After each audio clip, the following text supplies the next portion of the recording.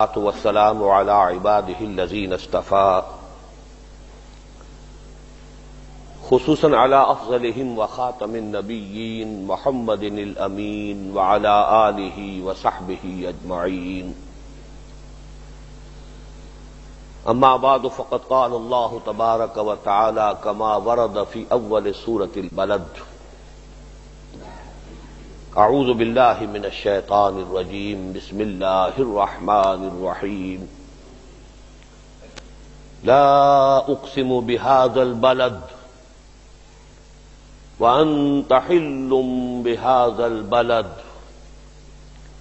ووالد وما ولد لقد خلقنا الانسان في كبد. وقال تبارک وتعالی كما ورد في سورة الانشقاق: اذا السماء انشقت واذنت لربها وحقت واذا الارض مدت والقت ما فيها وتخلت واذنت لربها وحقت يا ايها الانسان انك كادح الى ربك كدحا فملاقيه. صدق اللہ العظیم. رب اشرح لي صدری ویسر لي امری واحلل عقدۃ من لسانی یفقہوا قولی. اللهم ربنا الہمنا رشدنا واعذنا من شرور انفسنا. اللهم ارنا الحق حقا وارزقنا اتباعه وارنا الباطل باطلا وارزقنا اجتنابه. اللهم وفقنا لما تحب وترضى آمین یا رب العالمین.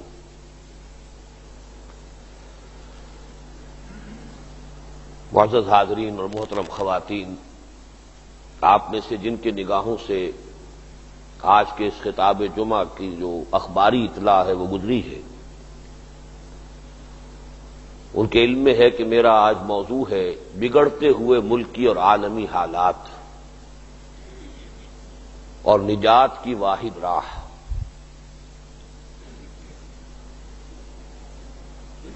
جہاں تک پاکستان کے موجودہ حالات کا تعلق ہے،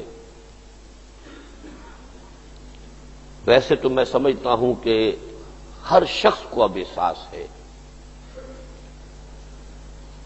کچھ زیادہ حساس ہونے کی ضرورت نہیں ہے، شعور اور ادراک کے حامل ہونے کی ضرورت نہیں ہے. ہر شخص جانتا ہے کہ حالات نہایت پریشان کن.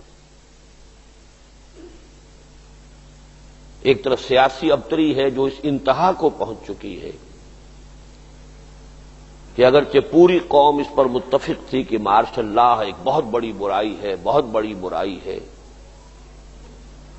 اور تقریباً اس پر اجماع ہوتا رہا ہے تمام سیاستدانوں کا بھی، اور چیف مارشل لا ایڈمنسٹریٹر بھی کہتے رہے ہیں کہ اب اگر مارشل لا لگا تو ملک ختم ہو جائے گا. لیکن اب آپ نے دیکھا ہوگا کہ آہستہ آہستہ زبانوں پر، یہاں تک کہ اخبارات میں بھی مارشل لا کا ذکر ہونے لگا ہے.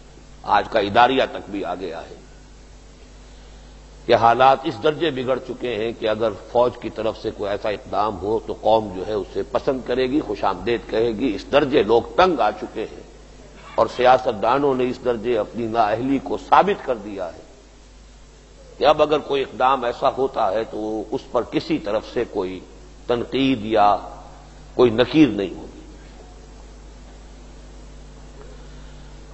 اس کے ساتھ ہی نظر یہ آ رہا ہے کہ اب وہ جو اس گزشتہ الیکشن کے بعد ایک جو کچھ بات بہتری کی نظر آئی تھی سیاسی اعتبار سے، دینی اعتبار سے نہیں، دینی اعتبار سے تو معاملہ کسی بھی پہلو سے بہتر نہیں ہوا، بد سے بدتر ہی ہم ہو رہے ہیں روز بروز. خالص سیاسی اعتبار سے ایک بہتری نظر آئی تھی کہ یہ کہ چونکہ ہمارے ہاں ابھی تک نظام وہ پارلیمانی سیاست کا نظام چل رہا ہے، تو اس جمہوری نظام کے لیے ضروری ہے 2 پارٹی سسٹم، 2 پارٹیز مضبوط ہوں، چھوٹے چھوٹے گروپ نہ ہوں. اس سے ہمیشہ عدم استحکام ہوتا ہے. ایک مینڈک ادھر پھدک گیا وہ حکومت ختم ہو گئی، ادھر سے ادھر آ گئے تو وہ پھر تبدیلی آ گئی. تو یہ چھوٹی پارٹیاں جو ہیں اس کے بجائے 2 پارٹیاں ہوں، ایک کے پاس حکومت ہے، دوسری مضبوط اپوزیشن ہو. یہ بہتری کی صورت پیدا ہوتی کچھ نظر آ رہی تھی کہ کم سے کم دو پارٹیاں، اب اپوزیشن کی مسلم لیگ بھی ظاہر بات ہے کہ ایک مضبوط پارٹی کی حیثیت سے اس نے اپنا لوہا منوایا، یہ نہیں ہے کہ اس میں ٹوٹ پھوٹ ہو رہی ہو فوری طور پر، لیکن یہ کہ اس کے جو بھی اگلا مسئلہ تھا کہ جس کے پاس حکومت آ گئی ہو اس کو حکومت کرنے دی جائے کچھ عرصے کے لیے، اور اپوزیشن تیاری کرے، تنقید بھی کرے، لیکن ساتھ یہ ہے کہ ایک اپوزیشن کا جو مثبت رول ہوتا ہے ملک میں اس کو ادا کرے، جس کو آپ کہتے ہیں کہ کرکٹ کھیلی جاتی ہے تو بھی قواعد و ضوابط سے، رولز آف دی گیم ہوتے ہیں، فٹ بال کھیلی جاتی ہے تو اس کے اپنے گیم کے رول ہیں، اسی طرح اس پولیٹیکل گیم کے بھی کچھ قواعد و ضوابط ہیں، لیکن معلوم ہوا کہ اس کے لیے ہماری جماعتیں تیار نہیں ہیں۔ اس حوالے سے صورتحال اب پھر آ رہی ہے، پھر وہ چھوٹے چھوٹے گروپ ملا کر متحدہ محاذ، پاکستان کی تاریخ کا یہ ایک سرکل ہوتا ہے، کوئی ایک حکومت بنتی ہے، 1 2 سال 4 سال اس کو کام کرنا، 4 سال تو خیر اب سوال ہی نہیں رہا، پھر اس کے بعد وہ سب گروپ جمع ہو جاتے ہیں اس کی ٹانگ گھسیٹنے کے لیے۔ ٹانگ گھسیٹنے کے لیے جمع ہو سکتے ہیں اس ملک کے اندر، اور ہمیشہ ہوئے ہیں، چاہے وہ ایوب خان کی ٹانگ گھسیٹنی تھی یا پھر بھٹو کی ٹانگ گھسیٹنی تھی، جس کی ٹانگ گھسیٹنی ہو سب جمع ہو جائیں گے، لیکن اس کے بعد ٹانگ گھسیٹنے کے بعد پھر اب کیا کریں، پھر سب جو ہے جدا ہوں گے۔ معلوم ہوتا ہے کہ پھر چکر کھا کر فل سرکل میں پھر ہماری سیاست ادھر جا رہی ہے، پھر متحدہ محاذ والا مسئلہ بن رہا ہے۔ بہرحال اس سے بھی کسی خیر کی توقع نہیں۔ معاشی بدحالی، صنعت کی تباہی، کاروبار کا جو برا حال ہے جس سے سنیے، مہنگائی کا جو عالم ہے بڑھتا چلا جا رہا ہے، بد امنی، کراچی تو اس کے یوں سمجھیے کہ سب سے نمایاں مثال ہے۔ اب عام لوگ کہتے ہیں کہ صبح کو گھر سے نکلنے کے بعد شام کو واپس آنا، بس یوں سمجھیے کہ ایک غیر یقینی کسی کیفیت ہے ہر ایک کے اوپر، ڈاکے ہوں، قتل و غارت ہو، راہ چلتے راہگیر جس طریقے سے کراس فائرنگ کے اندر، جن کا کسی سے کوئی تعلق نہیں، کسی گروپ سے تعلق نہیں، شادی کے لیے آئے سعودی عرب سے، اپنی کار سجانے کے لیے لے گئے تھے، واپس آئے تو لاش آئی ہے۔ یہ حالات جو ہو رہے ہیں ملک کے، اور اس سب سے بڑھ کر فرقے وارانہ کشیدگی اور تشدد، سپاہ صحابہ اور اہل تشیع کے جو جلسے لاہور میں ہوئے ہیں، نہایت خوفناک منظر ہے جو سامنے آ رہا ہے، کھلم کھلا نہایت تباہ کن ہتھیاروں کی ڈیمانسٹریشن کھڑے ہو کر۔ موچی گیٹ پر جلسہ ہوا اہل تشیع کا، سپاہ صحابہ نے جواب میں کہا کہ ہمارے پاس جتنا اسلحہ ہے تمہیں تصور نہیں ہو سکتا، ہمارے پاس، اور ڈٹ کر کہہ رہے ہیں، کھل کر کہہ رہے ہیں فلاں شخص کو نہیں چھوڑیں گے۔ اسے یہ فکر نہیں ہے کہ میری اس تقریر کے اوپر بھی مجھ پر مقدمہ بن سکتا ہے۔ ارادہ قتل جو ہے مقرر خود کہہ رہا، جلسے میں کھڑے ہو کر اخبار میں چھپ رہا، کہیں چھپ جائے، زمین کے 7ویں طبقے میں جا کر چھپ جائے، اسے نہیں چھوڑیں گے۔ یہ باتیں الل اعلان جلسوں میں اور ڈنکے کی چوٹ اور اخبارات میں چھپ رہی،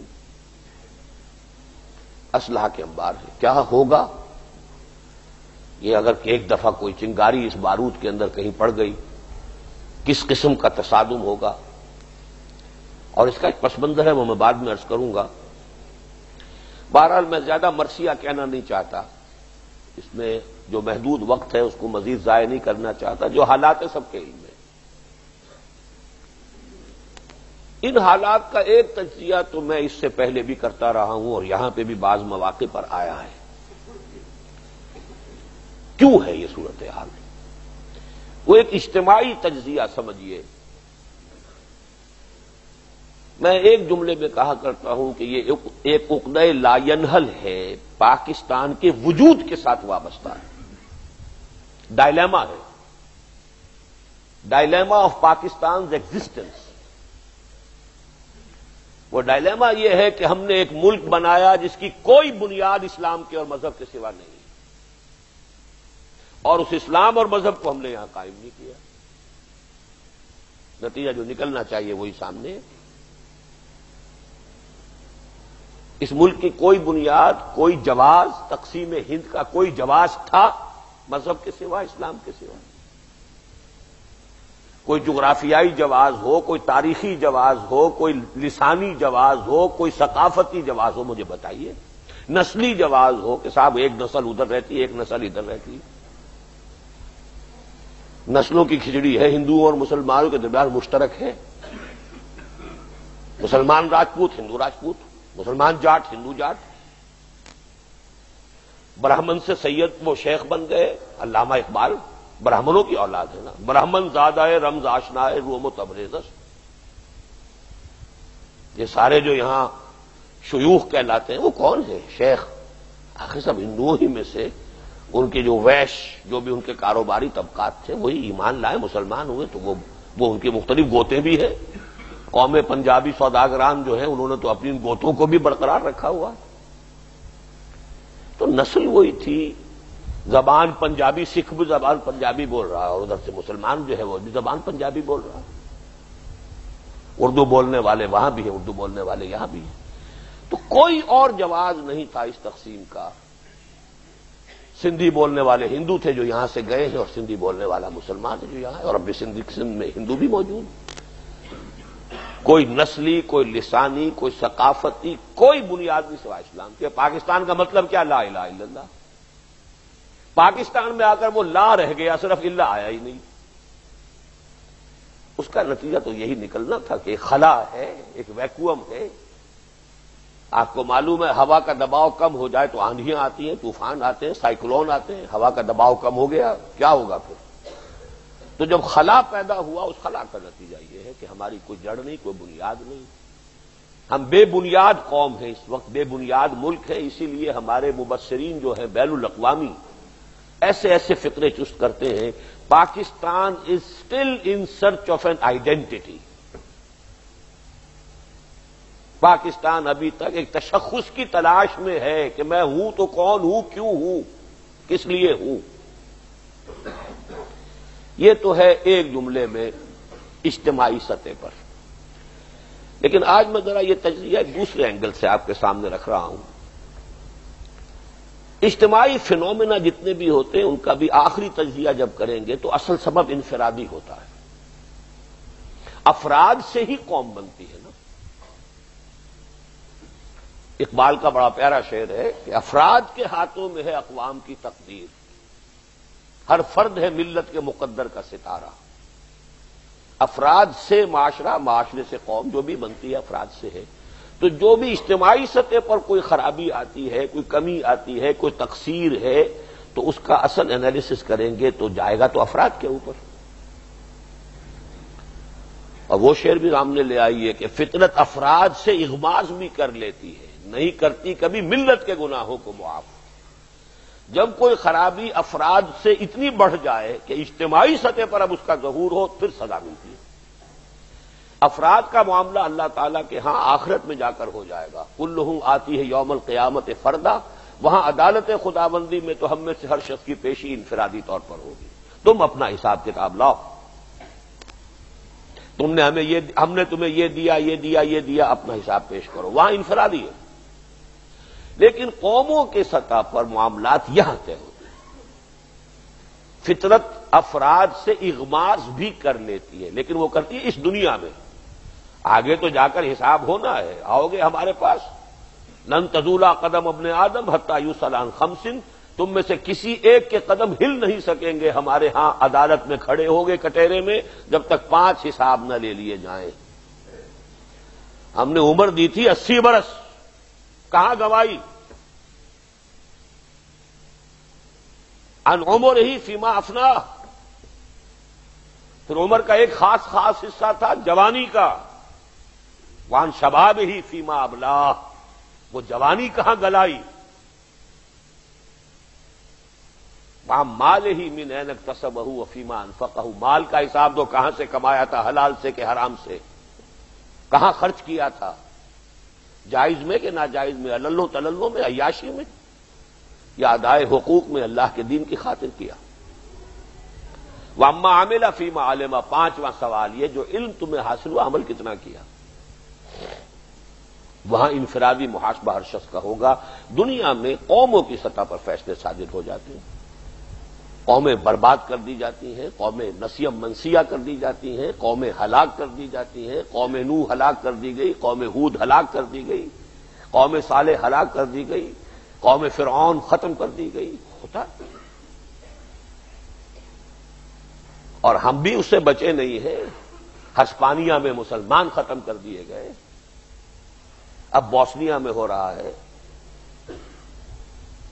کل کی جو خبر تھی، آج پتہ نہیں کیا ہوا، ایس او ایس کالز جا رہی تھیں. 2 لاکھ مسلمان جہاں گھرا ہوا ہے، واکنگ ڈسٹینس تک سرب افواج پہنچ چکی تھی. یہ ساری چیزیں ہو رہی ہیں. 500 برس پہلے جو کچھ یورپ کے جنوب مغربی سرے میں ہوا تھا اسپین میں، وہ یورپ کے جنوب مشرقی کونے میں اب ہو رہا ہے. بلقان کا علاقہ کیا ہے؟ وہ یورپ کا جنوب مشرق ہے. اور اسپین کیا تھا؟ وہ یورپ کا جنوب مغرب تھا. 500 برس پہلے وہاں ہوا تھا. تو قومی سطح پر سزائیں دنیا میں ملتی ہیں. لیکن اس وقت میں یہ آپ سے عرض کرنا چاہتا ہوں کہ انفرادی جائزہ لیجئے. انفرادی جائزے میں جو بات آج میں آپ کے سامنے رکھنا چاہتا ہوں وہ یہ کہ ہر انسان محنت تو کرنے پر مجبور ہے اس دنیا میں. بس محنت کا رنگ کیا ہے، ہدف کیا ہے،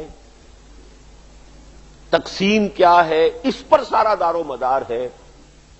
دنیا میں عزت یا بے عزتی کا، دنیا میں زوال یا ترقی کا، اس کا تجزیہ ہے اصل میں. اسی لیے میں نے آج وہ آیتیں پڑھی ہیں. یہ 2 صورتیں آخری پارے کی بڑی عجیب ہیں، سورۃ البلد اور سورۃ الانشقاق. سورۃ البلد میں پہلے 3 آیتوں میں اللہ تعالی نے قسمیں کھائیں. لا اقسم بہذا البلد وانت حل بہذا البلد ووالد وما ولد. مقسم علیہ جس پر قسم کھائی گئی وہ کیا ہے؟ لقد خلقنا الانسان فی کبد. ہم نے انسان کو محنت اور مشقت ہی میں پیدا کیا. محنت، مشقت، تکلیف، محنت، یہ ہر انسان کا مقدر ہے، کرنی ہی ہے. فرق صرف یہ ہوتا ہے کہ کسی کی مشقت اور محنت جسمانی زیادہ ہے، اینٹیں ڈھو رہا ہے غریب، کشتی چلا رہا ہے. کسی کی محنت مشقت ذہنی زیادہ ہوتی ہے، بیٹھا ہوا تو ہے آرام کرسی پر، ریوالونگ چیئر ہے، بڑی آرام دہ، لیکن اس کی جو ذہنی مشقت جو وہ کر رہا ہے. جو جسمانی مشقت کرتا ہے وہ رات کو پاؤں پھیلا کر سوتا ہے، چاہے روٹی بھی پوری نہ ملی ہو، لیکن اسے پتہ نہیں ہوتا رات کب گزر گئی. اور یہ دوسرے جو ہوتے ہیں انہیں رات کو بھی نیند نہیں آتی، مخملی گدیروں پر بھی نہیں آتی. انہیں ضرورت ہوتی ہے ہپنوٹکس کی بھی، سیڈیٹیوز کی بھی، ٹرینکولائزرز کی بھی. یہ ساری چیزیں وہاں چلتی ہیں، اس لیے کہ ان کی جو کوفت ہے وہ کسی اور قسم کی ہے. لیکن بچا ہوا کوئی نہیں ہے. محنت، مشقت، قرآن نے اتنی قسمیں کھا کر اللہ نے کہا ہے. ہم نے انسان کو، یہاں کسی انسان کی تخصیص نہیں ہے. محنت، مشقت، اور اس محنت مشقت کے ساتھ اس میں غالب نے ایک اور رنگ داخل کیا ہے، اس کے ساتھ غم بھی ہے. مثلا حیوان اور انسان میں کیا فرق ہے؟ بیل ہے، کولو چلا رہا ہے، مشقت تو وہ بھی کر رہا ہے. بار برداری کا اونٹ ہے، بوجھ ڈھو رہا ہے ادھر سے ادھر تک، محنت تو وہ بھی کر رہا ہے. انسان محنت بھی کرتا ہے، مزید اس کو رنج اور غم جو سابقہ اس کو پیش آتا ہے. بیل کو پتہ بھی نہیں ہوگا میری کو اولاد بھی ہے، نسل بھی ہے، وہ کوئی بیمار ہے، کس حال میں ہے. گائے کو بھی اپنے بچے کی خبر ہوگی، وہ چھوٹا سا جب ہے دودھ پیتا ہے، اس کے بعد اسے کیا پتا وہ کہاں گیا کہاں نہیں ہے. انسان کو جو تکلیفیں جھیلنی پڑتی ہیں، پھر جو غم جھیلنے پڑتے ہیں، وہ حیوان کے لیے نہیں ہے، یہ انسان کے لیے. اسی لیے کہا غالب نے کہ قید حیات و بند غم اصل میں دونوں ایک ہیں. موت سے پہلے آدمی غم سے نجات پائے کیوں؟ تو یہ مشقت اور غم دونوں کو شامل کر لیجئے. انسان کا معاملہ حیوان سے بدتر ہے اس پہلو سے. کبھی کسی بیل کو اونٹ کو وہ صدمہ نہیں ہوا ہوگا کہ بیٹا نے سینے تان کر کہا ابا جان آپ چھوڑیے، آپ کیا باتیں کرتے ہیں، آپ دقیانوسی باتیں کرتے ہیں۔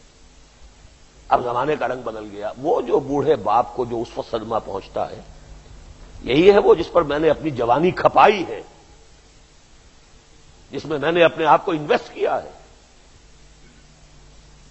آج یہ میرے سامنے کھڑا ہو کر کیا کہہ رہا ہے؟ اور یہ تو میں نے بڑی ہلکی مثال دی ہے، گالیاں دینے والے بھی ہیں، ماں باپ کو قتل کرنے والے بھی ہیں۔ مرتا نہیں ہے بڈھا کہ یہ مرے تو مجھے یہ ساری جائیداد ملے اور مجھے آزادی حاصل ہو۔ تو یہ غم جو ہے، یہ معاملہ اس سورہ مبارکہ میں آیا ہے، لقد خلقنا الانسان فی کبد، ہم نے انسان کو مشقت ہی میں پیدا کیا، یہ اس کا مقدر ہے، ہر انسان ہے۔ قسمیں کیا کھائیں؟ لا اقسم بہذا البلد، مکہ شہر، اس لیے کہ وہاں معیشت بڑی مشکل تھی، بے آب و گیا وادی میں رہنا کوئی آسان کام تھا۔ ربنا انی اسکنت من ذریتی بواد غیر ذی زرع عند بیتک المحرم، بڑی مشقت والی زندگی۔ اور اے نبی انت حل بہذا البلد، آپ کو حلال ٹھہرا لیا گیا ہے اس شہر کے اندر۔ یہ دوسری مشقت ہے جو انسان جھیلتا ہے کسی مقصد کے لیے۔ محمد الرسول اللہ دعوت اور تبلیغ دین کے لیے اللہ کی توحید کا پرچار کر رہے ہیں۔ کوئی کہتا پاگل ہے، مجنون ہے، دماغ خراب ہو گیا ان کا، شاید کسی جن کا سایہ ہو گیا ہے، کوئی بدروح آ گئی ہے، جھوٹ بول رہے ہیں، کسی سے ڈکٹیشن لے کر آتے ہیں، ہم پر دھونس جماتے ہیں کہ یہ اللہ کی وحی مجھ پر نازل ہوئی ہے۔ کیا بیت رہا ہے حضور کے قلب مبارک پر؟ انت حل بہذا البلد، یہ دوسری مشقت ہے۔ زندگی میں کوئی مقصد ہو آپ کا تو آپ کو تو جو مشقت اب جھیلنی پڑے گی اس مقصد کے لیے، وہ مقصد کوئی سا ہو۔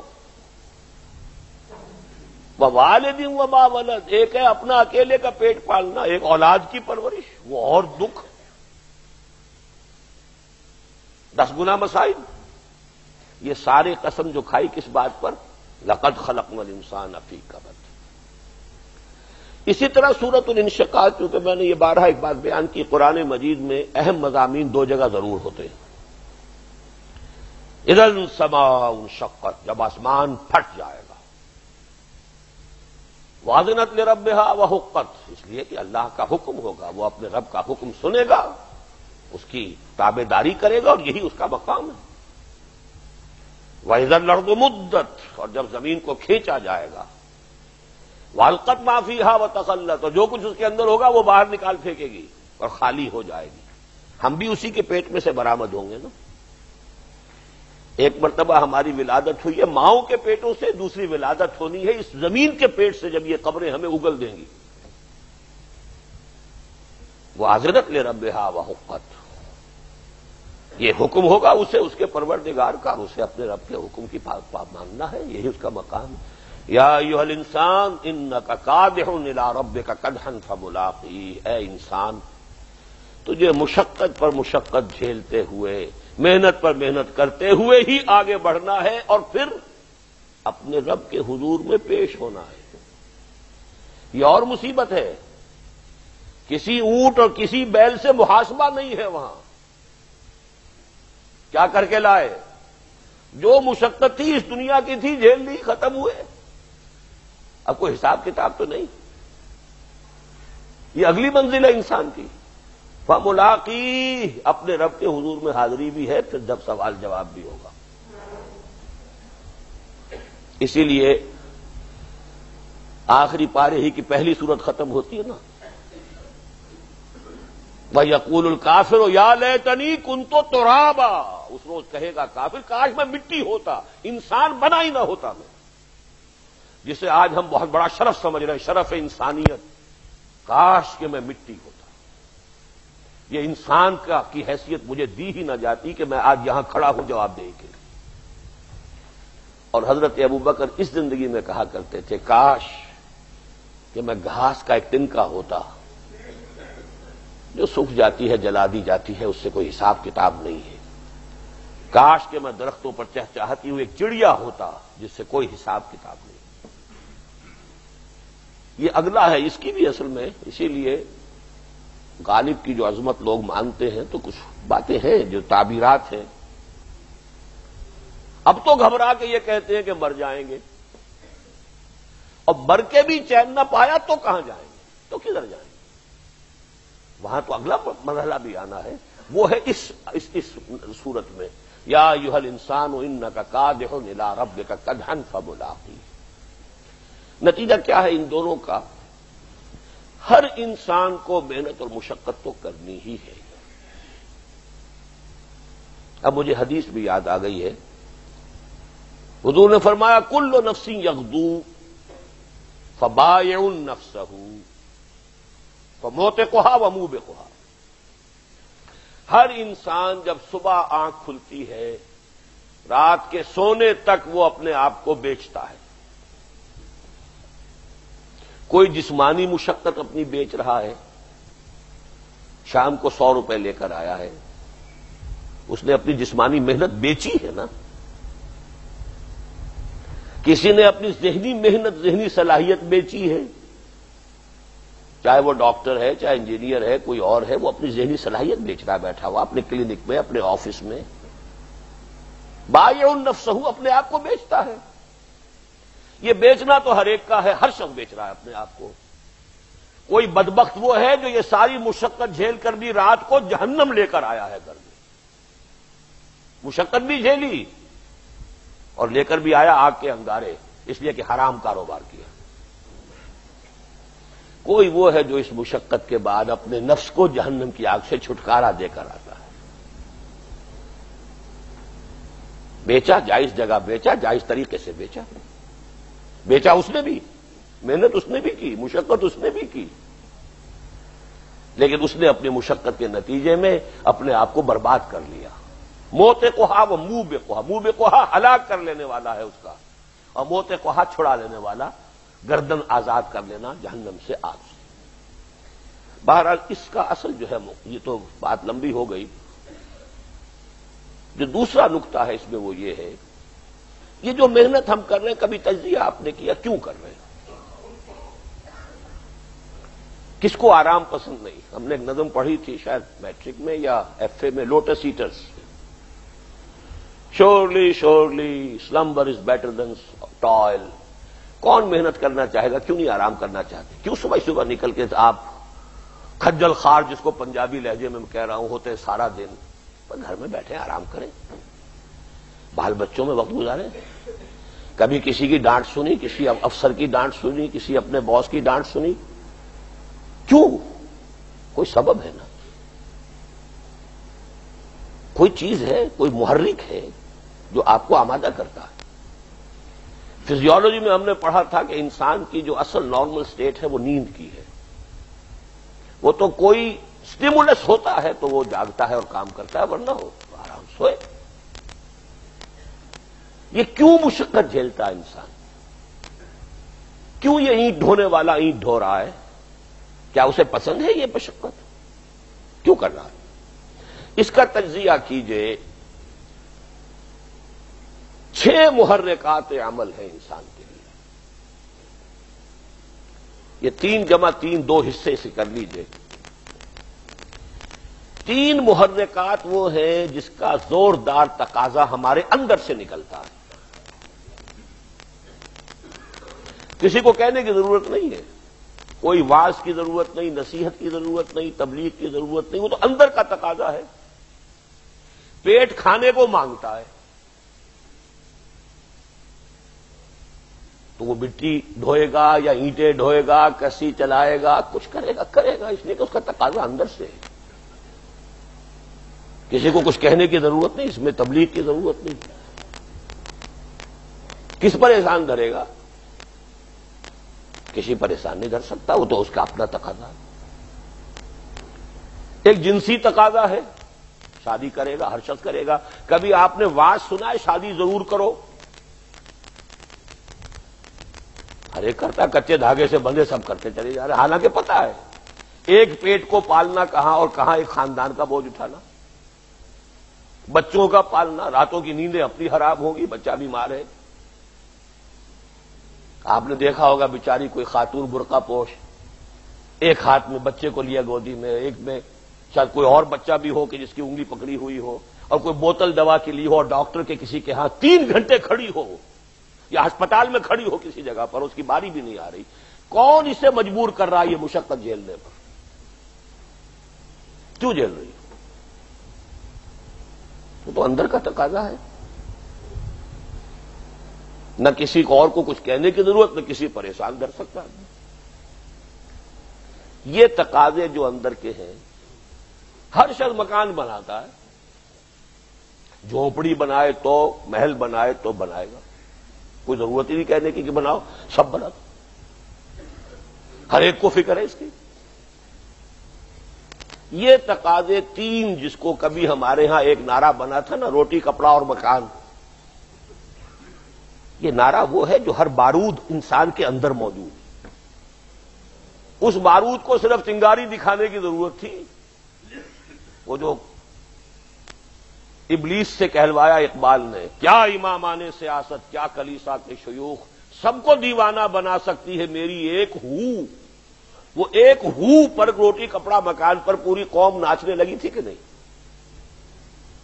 کیوں ناچی تھی؟ اس لیے کہ اس کے اپنے اندر وہ بارود تو اندر تھا نا، اسے تو صرف یہ فتیلہ ہی دکھانا تھا.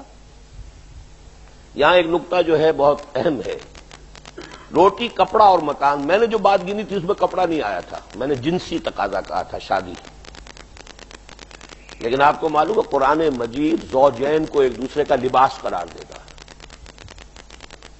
ہن لباس لکم وانتم لباس لہن. وہ تمہارے لیے بمنزلہ لباس ہے، تم ان کے لیے بمنزلہ لباس ہو. تو بات وہی بن گئی روٹی کپڑا اور مکان کی. بنیادی تقاضے یہی ہیں. کھانے کو جنسی تقاضا جس کے تحت شادی ہے، گھرستی ہے، بیوی بچوں کا معاملہ ہے، کھکیڑ سارا بول آدمی لیتا ہے. پھر کوئی گھروندا، کوئی چھت جو ہے سر کے اوپر ہونی ضروری ہے، کوئی رین بسیرا ہونا ضروری ہے. یہ 3 تقاضے میں نے گنوا دیے جس کے اندر سے ابھرنے والے تقاضے ہیں ہر شخص. اب آپ جائزہ لیجئے اپنی بدقسمتی سے، شاید ہم تو سب کے سب الا ماشاءاللہ 100% ساری انرجی انہی 3 کاموں پہ لگا رہے ہیں نا. ساری انرجی ہماری، سارا وقت ہمارا انہی 3 چیزوں کے نتیجے میں لگ رہا ہے. البتہ 3 تقاضے اور ہیں. ان کا تعلق ہے انسان کے شعور سے، عقل سے، فہم سے، ادراک سے. اسی لیے اس کے لیے کچھ سمجھانا بھی پڑتا ہے، کہنا بھی پڑتا ہے، پرسویشن بھی ہوتی ہے، نصیحت بھی ہوتی ہے، تذکیر کی بھی ضرورت ہے، یاد دہانی کی بھی ضرورت ہے. جس کے اندر تقاضا نہیں ہے تو اس کے لیے بہرحال کچھ کہنا، سننا، یاد دلانا. تذکیر کے معنی یاد دلانا. بھائی یہ بھی ذمہ داریاں ہیں تمہاری. روٹی کپڑا مکان ہی نہیں ہے اور کچھ بھی ذمہ داریاں ہیں. وہ 3 ذمہ داریاں کیا ہیں؟ میں اس کو چونکہ جنرلائز کر رہا ہوں ایک بنیادی فلسفے کی حیثیت سے. سب سے پہلے یہ کہ آپ کسی ملک میں رہتے ہیں، وہ آپ کا وطن ہے، اس کی عزت آپ کی عزت ہے، اس کی ذلت آپ کی ذلت ہے. اگر قوم کے افراد میں، رہنے والے لوگوں میں کسی ملک کے اپنی توانائی اور قوت اور صلاحیت کا کوئی حصہ وطن اور ملک کے لیے ڈیووٹڈ نہیں ہوگا، ملک کمزور ہوگا، ملک غلام ہو جائے گا، یا کسی کی گھڑی کی مچھلی بن کر رہ جائے گا، کسی کا پیراسائٹ جو بھی آپ اسے کہیں طفیلی بن کر رہ جائے گا. اس کی عزت نہیں ہوگی، وقار نہیں ہوگی. جب تک کہ ملک کے لیے بھی آپ کو یہ پتہ نہ ہو کہ کوئی ذمہ داری میری ہے، میرے وقت کا، میری صلاحیت کا، میری توانائی کا، میری ذہانت کا، میری فطانت کا کچھ حصہ اگر نہیں ہوگا اس ملک کے رہنے والوں کی اس محنت اور صلاحیتوں میں کوئی حصہ ملک کے لیے، تو ملک جو ہے کمزور ہوگا، ضعیف ہوگا،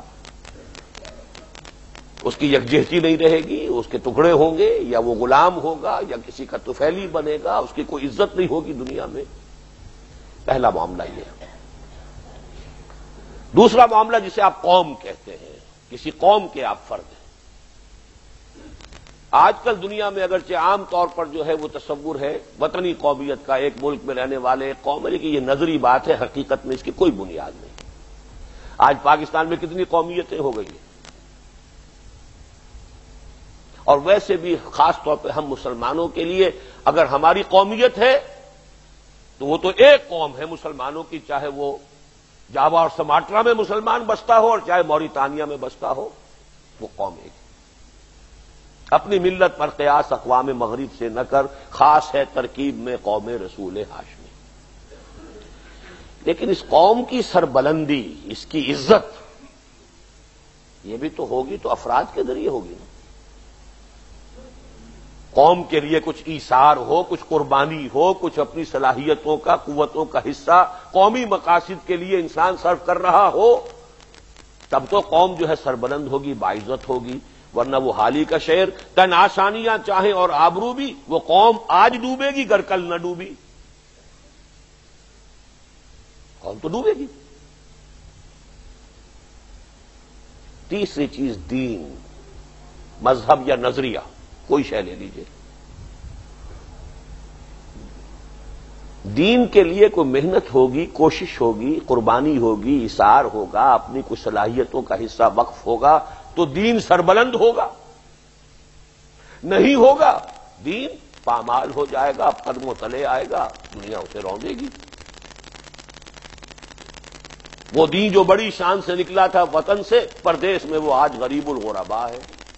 شان سے کیوں نکلا تھا؟ محمد صلی اللہ علیہ وسلم والذین معہ رضی اللہ تعالی عنہم، انہوں نے محنتیں کی تھی، مشقتیں کی تھی، جانیں دی تھی، گھر بار چھوڑے تھے، اپنے بچوں کو مہاجرین نے ان بھیڑیوں کے رحم و کرم پر چھوڑا تھا مکے کے اندر۔ اکیلے اکیلے آ گئے تھے نا مدینے، کوئی فیملیز لے کر تو نہیں آئے تھے۔ اور کن کے رحم و کرم پر؟ وہ بھیڑیے جو مکے کے مشرک اور کافر بیٹھے ہوئے تھے، ابو جہل اور ولید بن مغیرہ اور ابھی عقبہ ابن ابی معیط، ان کے رحم و کرم پر چھوڑ کر آ گئے۔ تب دین سربلند ہوا، دین کو عزت حاصل ہوئی، دین کا بول بالا ہوا۔ اور آج ذلیل کیوں ہے وہ دین؟ آج وہ ذلت کا نشان بن گیا ہے۔ کیوں؟ دین تو وہی ہے، یا دین میں کوئی فرق آ گیا؟ اس وقت دین کے علمبردار وہ تھے کہ جنہوں نے اپنی توانائیاں، قوتیں، جانیں، صلاحیتیں دین کے لیے وقف کی۔ آج ہم بھی کرنے کو تیار۔ ہم میں سے اکثر کا سارا وقت لگتا ہے صرف اپنے ان 3 تقاضوں کو پورا کرنے۔ یہی وجہ ہے ملک بھی کمزور، قوم بھی ذلیل اور دین بھی پامال۔ پستی کا کوئی حد سے گزر نہ دیکھے، اسلام کا گر کر نہ ابھر نہ دیکھے، مانے نہ کبھی مد کے مد ہے ہر جزر کے بعد، دریا کا ہمارے جو اتر نہ دیکھے۔ اصل سبب آپ نے پہچان لیا۔ اب دیکھیے ایک بات میں اور کہہ رہا ہوں، ہم مسلمانان پاکستان اس زمین کے اوپر آسمان کے نیچے کی خوش قسمت ترین قوم تھے، ہیں نہیں۔ کس اعتبار سے تھے؟ ہمارے یہ تینوں تقاضے ایک بن گئے تھے۔ ہمارا وطن پاکستان وہ جو ابن اسلام ہے، اسلام کی بنیاد پر قائم ہوا۔ اسلام تیرا دیس ہے، تو مصطفی ہے، یہ مصرع، یہ الفاظ ایپلیکیبل ہیں 100% پاکستان پر، کسی اور ملک پر نہیں، اس لیے کہ یہ تو وجود میں آیا ہے اسلام کے نام پر۔ ہماری قومیت اسلام، اپنی ملت پر قیاس اقوام مغرب سے نہ کر، خاص ہے ترکیب میں قوم رسول ہاشمی۔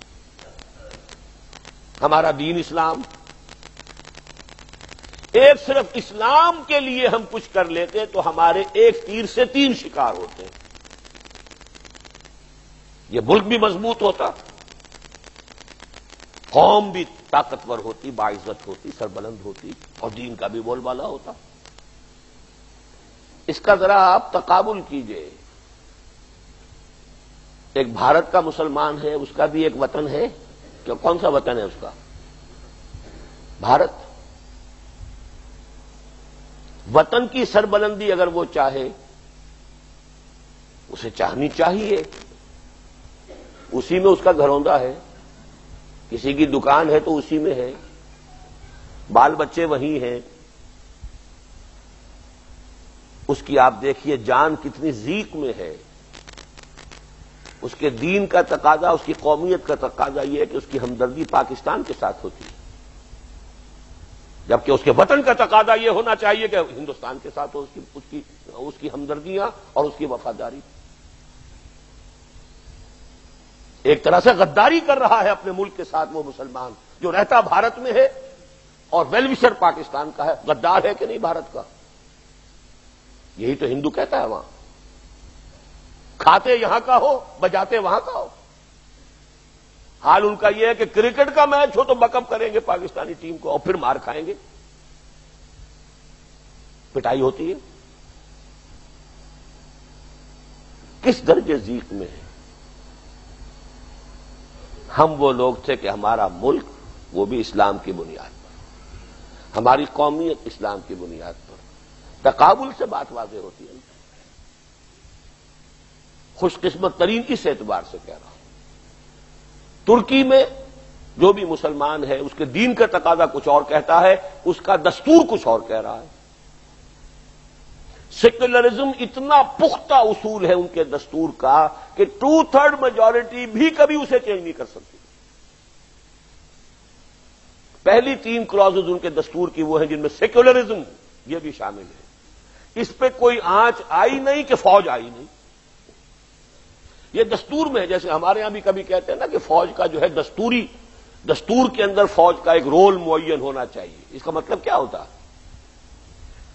ایک طرح کا جو ہے اس کا ماڈل جو ہے وہ ٹرکش کانسٹیٹیوشن ہے کہ 3 اس کی پہلی دفعات ایسی ہیں کہ اس پر آنچ آئے گی تو فوج فوراً آ جائے گی۔ کوئی یہ نہیں کہے گا کہ فوج نے کوئی غلط کام کیا ہے، فوج خالص دستور کے تقاضے کے طور پہ فوراً آ جائے گی اور گلا گھونٹ دے گی اس کا، جس طرح عدنان مینگرس کا پھانسی چڑھائی کہ نہیں۔ کہاں ہم پاکستانی مسلمان، ہمارے ملک میں قرارداد مقاصد دستور کا جز ہے۔ اب اگر کچھ نہیں کرتے تو میں مجرم ہوں، آپ مجرم ہوں، دستور تو نہیں روکتا آپ کو۔ اگر آپ کے سامنے صرف اپنا گھر اور اپنے خاندان اور اپنا فرنیچر اور اپنا مکان اور اپنا جو ہے فرنیچر ہے، اس کے سوا کچھ ہے نہیں، تو مجرم کون ہے؟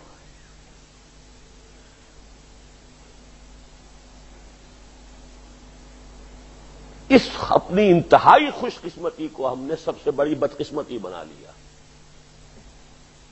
اسلام چونکہ نہیں لائے، ہر چیز ہی گئی، ملک بھی گیا، 2 ٹکڑے ہوا، اب پتہ نہیں کتنے ٹکڑے ہو جائیں، واللہ عالم۔ دنیا میں تو سازشیں ہو رہی ہیں،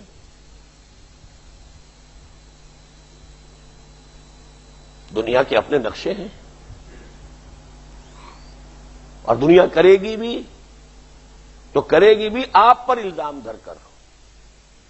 فوج اب آئے گی تو الزام کس پر ہوگا؟ آپ کے اخبارات کہہ رہے ہیں کہ سیاستدانوں پر ہوگا، فوج پہ نہیں ہوگا۔ اور اگر کوئی بیرونی طاقتوں نے، اگر ہم نے اس ملک کو صومالیہ بنا دیا تو یو این کی پیس کیپنگ فورس آئے گی کہ نہیں آئے گی یہاں؟ اور یہ صومالیہ بننے میں دیر لگے گی یہاں، اگر شیعہ سنی کا سلسلہ پوری قوت کے ساتھ شروع ہو جائے۔ دوسرے جو بھی اور ہمارے ہاں بارود کی چنگاریاں موجود ہیں، بھڑکانے میں کیا دیر لگے گی باہر والوں کو، لیکن بارود تو ہم نے پیدا کر رکھا ہے نا یہاں۔ باہر والوں کو صرف بارود پہ چنگاری ڈالنی ہوگی، ہر نوعیت کا بارود ہم فراہم کیے بیٹھے ہیں۔ وہ تو آئیں گے تو اب کیا کریں جی، یہ ملک ہے، اس کے اندر اتنا فساد ہے، اتنا ہنگامہ ہے، اتنا وہ ہے، خونریزی ہے، قحط کے آثار ہیں۔ ملک میں پیدا ہونے والی روئی جو ہے وہ امریکہ سے درآمد ہونے والی روئی سے زیادہ مہنگی ہو گئی ہو، ٹیکسٹائل ملیں آپ کی بند ہو رہی ہو، کیا ہوگا یہاں؟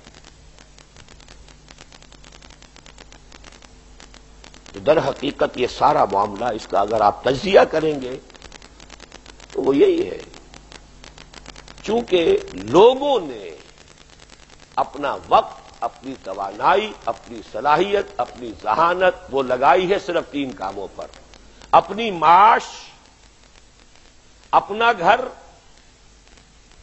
اپنا ساز و سامان، اپنے اسٹینڈرڈ آف لیونگ کو اونچے سے اونچا کرنا، قوم کے لیے، دین کے لیے، ملک کے لیے اپنی توانائیوں، قوتوں، صلاحیتوں کا کوئی حصہ لگانے کو ہم تیار نہیں، تو نتیجہ تو یہ نکل رہا ہے جو سامنے ہے، اور وہی نتیجہ در حقیقت ایک بڑی گھناؤنی شکل کے اندر سامنے ہو سکتا ہے کہ آ جائے، الا یہ کہ اللہ تعالیٰ کی طرف سے کوئی معجزانہ انداز کی کوئی اللہ کی طرف سے کوئی ایسی بات ظاہر ہو جائے، اس کو قدرت حاصل ہے، وہ کر سکتا ہے۔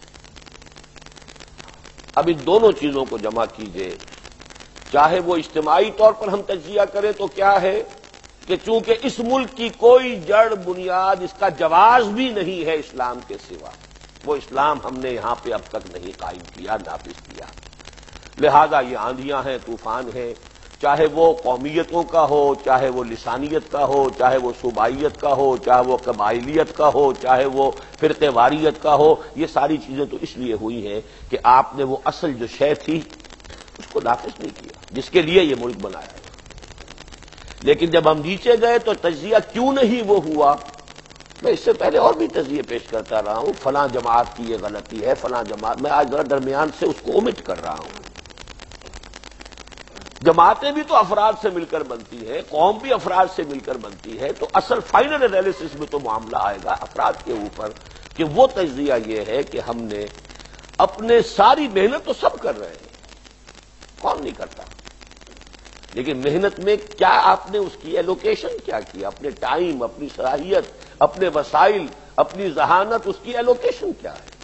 وہ ایلوکیشن صرف ان 3 تقاضوں کے لیے ہے، روٹی، کپڑا اور مکان، وہ وطن، قوم، دین، اس کے لیے ہم کچھ کرنے کو تیار نہیں۔ اس میں ہماری خوش قسمتی یہ ہے کہ اگر دین کے لیے ہم کر لیں تو ہمارے بقیہ دونوں مسئلے خود بخود حل ہو جاتے ہیں۔ لہذا علاج اس کا وہی آب نشاط انگیز ہے ساقی، یعنی یہی ہے کہ یہاں اسلام کو صحیح اور پورے اسلام کو، اجتماعی نظام، صرف قانون نہیں، نظام عدل اجتماعی، اس کو نافذ کیا۔ یہ کام، اب میں چند باتیں اور عرض کر رہا ہوں، یہ کام فی نفسہ ہی بھی آسان نہیں۔ کیوں؟ نظام بدلنا کبھی بھی دنیا میں آسان نہیں رہا۔ نظام بدلنے کا نام کیا ہے؟ انقلاب۔ انقلاب جب آیا ہے، ہزاروں جانیں جاتی ہیں یا لاکھوں جانیں جاتی ہیں تو انقلاب آتا ہے۔ تو یہ چونکہ ایک انقلاب کا تقاضا ہے، نظام بدلنا ہے، تو نظام تو یوں نہیں بدلتا، محنت کے ساتھ، مشقت، قربانی، جانی ایثار۔ وہ انقلاب اچھا تھا یا برا تھا اس کو چھوڑ دیجئے، زار کی حکومت ختم ہوئی، کمیونسٹ ریولیوشن آیا، کتنے لوگوں نے جانیں دی تھی؟ شاہ کی حکومت ختم ہوئی، علماء کی حکومت قائم ہو گئی ایران میں، جو بھی شیعہ علماء ہیں اپنے فقہ کے مطابق، کتنی جانیں دی تب ہوا۔ فرانس کے اندر شہنشاہیت کا خاتمہ ہوا، جمہوریت کا آغاز ہوا، کتنے لوگ مرے تھے۔ آخری بات کہہ رہا ہوں، آج سے 1400 برس قبل انقلاب آیا تھا، انقلاب محمدی، حضور نے ایک نظام قائم کیا تھا، کتنے صحابہ کو جام شہادت نوش کرنا پڑا تھا؟ سینکڑوں تو تھے نا۔ آج کے حساب سے دیکھیے تو ایک ایک صحابی ہم جیسے لاکھوں سے بڑھ کر قیمتی ہے کہ نہیں؟ اور حضرت حمزہ، حضرت مصعب بن عمیر، سینکڑوں، حضور کا اپنا خون بھی گرا ہے۔ مکی دور میں طائف کی سرزمین میں جذب ہوا ہے حضور کا خون، اور مدنی دور میں آ کر دامن احد میں خون جذب ہوا ہے، خون کا فوارہ چھوٹا ہے آپ کے چہرہ مبارک کی ہڈی پہ جب وہ تلوار کا وار ہوا ہے کہ نہیں؟ تو پہلی بات تو یہ کہ یہ کام مشکل ہے، آسان نہیں ہے، سمجھ لینا چاہیے۔ دوسری بات اور ہے، اسلام کا انقلاب مکمل دنیا میں پوری تاریخ میں ایک ہی دفعہ ہے آج، اور وہ محمد الرسول اللہ صلی اللہ علیہ وسلم کے ذریعے آیا۔ حضرت نوح کے ذریعے آیا نہیں آیا، قوم ہلاک ہو گئی۔ حضرت ہود کے ذریعے آیا، حضرت ابراہیم کے ذریعے آیا، کہیں نظام قائم ہوا، کہیں اسلامی حکومت قائم ہوئی۔ حضرت موسیٰ کے ذریعے نہیں، حضرت موسیٰ دنیا سے چلے گئے، بعد میں ان کے جانشینوں نے وہ جو ہے چھوٹی چھوٹی سی حکومتیں قائم کی فلسطین میں، یوشع ابن نون وغیرہ نے حضرت موسیٰ کی زندگی میں نہیں کئی نظام قائم۔ حضرت عیسیٰ وہ تو دشمنوں نے تو اپنے بس پڑتے سولی پر چڑھا ہی دیا تھا، وہ اللہ نے اٹھا لیا آسمان پر، بہرحال انقلاب تو نہیں آیا، صرف ایک مرتبہ آیا، وہ محمد رسول اللہ صلی اللہ علیہ وسلم۔ اور آج میں ایک بات کا اضافہ کر رہا ہوں ذرا تجزیے کے ساتھ، 3 پوائنٹس میں آپ کو دینا چاہتا ہوں۔ اب وہ انقلاب برپا کرنا حضور صلی اللہ علیہ وسلم کے زمانے کے مقابلے میں بھی کم سے کم 100 گنا زیادہ مشکل ہے۔ میں آپ کو دھوکہ نہیں دینا چاہتا، یہ کوئی آسان کام نہیں جس کے لیے دعوت دے رہا ہوں، مشکل ترین کام ہے دنیا۔ حضور کے زمانے میں جو یہ انقلاب آیا اس سے کم 100 گنا زیادہ مشکل ہے آج انقلاب۔ جو بات کہہ رہا ہوں پوری طرح علی وجہ البصیرت کہہ رہا ہوں، اس کی وجہ کیا ہے؟ پہلے تو یہ کہ اس وقت قیادت تھی ایک نبی اور رسول کی، آج کہاں ہے نبی رسول؟ معصوم شخصیت جس کی وجود میں کوئی خطا کا گناہ کا کوئی سوال ہی نہیں، ہر وقت اللہ کی رہنمائی، کردار میں شخصیت میں شک کی گنجائش نہیں، دشمن بھی نہیں کہہ سکتا، ویسا لیڈر ملے گا آج؟ ناممکن۔ نمبر 2، اس وقت عرب میں جہاں آپ نے انقلاب برپا کیا کوئی مرکزی حکومت ہی نہیں تھی، کوئی اسٹینڈنگ آرمیز ہی نہیں تھی۔ کیا ہوا ابھی مالاکنڈ میں؟ فوج نے پورے علاقے کو ایسا سیل کیا ہے کہ پرندہ بھی اندر پر نہیں مار سکتا تھا، پورا مالاکنڈ کا علاقہ سیل پاکستان سے۔ اور پھر جو کیا وہ تو جتنی خبریں آئیں وہی کم نہیں ہے، اور نہ معلوم کیا کچھ ہوا ہوگا، وہ تو ساری خبریں تو نہیں آتی۔ آرمی آپریشن ہے، پوری آبادیاں بلڈوز کی گئی ہیں، گھر جلا دیے گئے ہیں، بازار جلا دیے گئے ہیں، کرشڈ لائک اینی تھنگ۔ ایسی کوئی فوج اس وقت موجود نہیں تھی، کوئی اسٹینڈنگ آرمی نہیں تھی عرب کے اندر۔ مکے میں چھوٹی سی ایک حکومت تھی، ٹرائبل ایک ہائرارکی تھی، چونکہ ایک قبیلے کا شہر تھا مکہ، اس قبیلے میں مختلف ذمہ داریاں تقسیم کر رکھی تھی، اس کے پاس یہ منصب ہے، اس کے پاس یہ منصب ہے، اس کے پاس یہ منصب ہے۔ ان کا دارالندوہ تھا، اس میں بیٹھ کے سمجھیے پارلیمنٹ تھی، تمام گھرانوں کے سردار وہاں بیٹھ کے طے کرتے تھے، اسی میں مشورہ ہوا تھا اب محمد کو قتل کر دو صلی اللہ علیہ وسلم۔ ابو طالب کا انتقال ہو گیا، بنو ہاشم کی سرداری بھی اب آ گئی ہے ابو لہب کے پاس۔ ابو لہب تو پہلے ہی ہمارا یار ہے، ہمارا ساتھی ہے، ہم سے بڑھ کر محمد کا دشمن ہے، تو ساری رکاوٹ ختم ہو گئی۔ ناؤ گو اہیڈ کل ہم۔ مشورے کے بغیر نہیں تھا یہ، وہیں بیٹھ کر یہ مشورہ ہوا تھا جو آخری رات جس وقت کے حضور پھر ہجرت کے لیے تشریف لے گئے ہیں، کہ ایسا نہ ہو کہ خام خواہ کوئی ایک شخص جو ہے اس پر الزام آ جائے محمد کے قتل کا صلی اللہ علیہ وسلم، تو پھر یہ بنو ہاشم اس کے خلاف دعویٰ لے کر کھڑے ہو جائیں، تو کئی قبیلوں کے جوان جو ہیں ہر ایک سے ایک لے لو اور سب کے سب ایک دم ٹوٹ پڑے، تاکہ پتہ ہی نہ ہو کہ کس نے قتل کیا، کس کی تلوار سے قتل ہوا ہے، تاکہ وہ بدلہ لینا ہی ممکن نہ رہے بنو ہاشم کے لیے۔ یہ سارا ایک چھوٹی سی حکومت کا نظام، چھوٹا سا، بڑی پریمیٹو فارم میں مکے میں تھا، باقی پورے عرب میں تو کوئی حکومت تھی نہیں، کوئی اسٹینڈنگ آرمی نہیں تھی۔ نمبر 3، کوئی بین الاقوامی رکاوٹ نہیں تھی حضور کے سامنے۔ 2 سپر پاورز موجود تھی اس وقت بھی، سلطنت روما، سلطنت ایران، اور بالکل سر پر بیٹھے ہوئے تھے جزیرہ نما عرب کے۔ عرب کا جغرافیہ آپ کے سامنے ہے نا، جزیرہ نما جو ہے نیچے چوڑا ہے جنوب میں، اوپر دونوں طرف سے جا کے پتلا ہوتا چلا گیا ہے، ایک طرف سے یہ خلیج عقبہ آ رہی ہے، ایک طرف سے خلیج فارس آ رہی ہے، اور یہاں اس کے آگے کیا ہے، ادھر شام ادھر عراق کے اوپر تسلط ایران کا تھا، شام پر رومیوں کا تھا، اور یہ 2 سپر پاورز تھی، لیکن انہیں پتہ ہی نہیں چلا کیا ہو رہا ہے وہاں، کوئی ذرائع ابلاغ تھے ہی نہیں. آج آپ کے حالات کو امریکہ زیادہ جانتا ہے بنسبت آپ کے.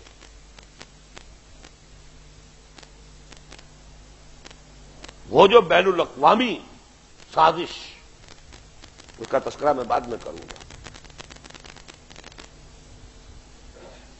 یہ کام میں نے جیسا کہا ہے آج بڑا علی وجہ بصیرت کہہ رہا ہوں، سوجھ بوجھ کے ساتھ کہہ رہا ہوں.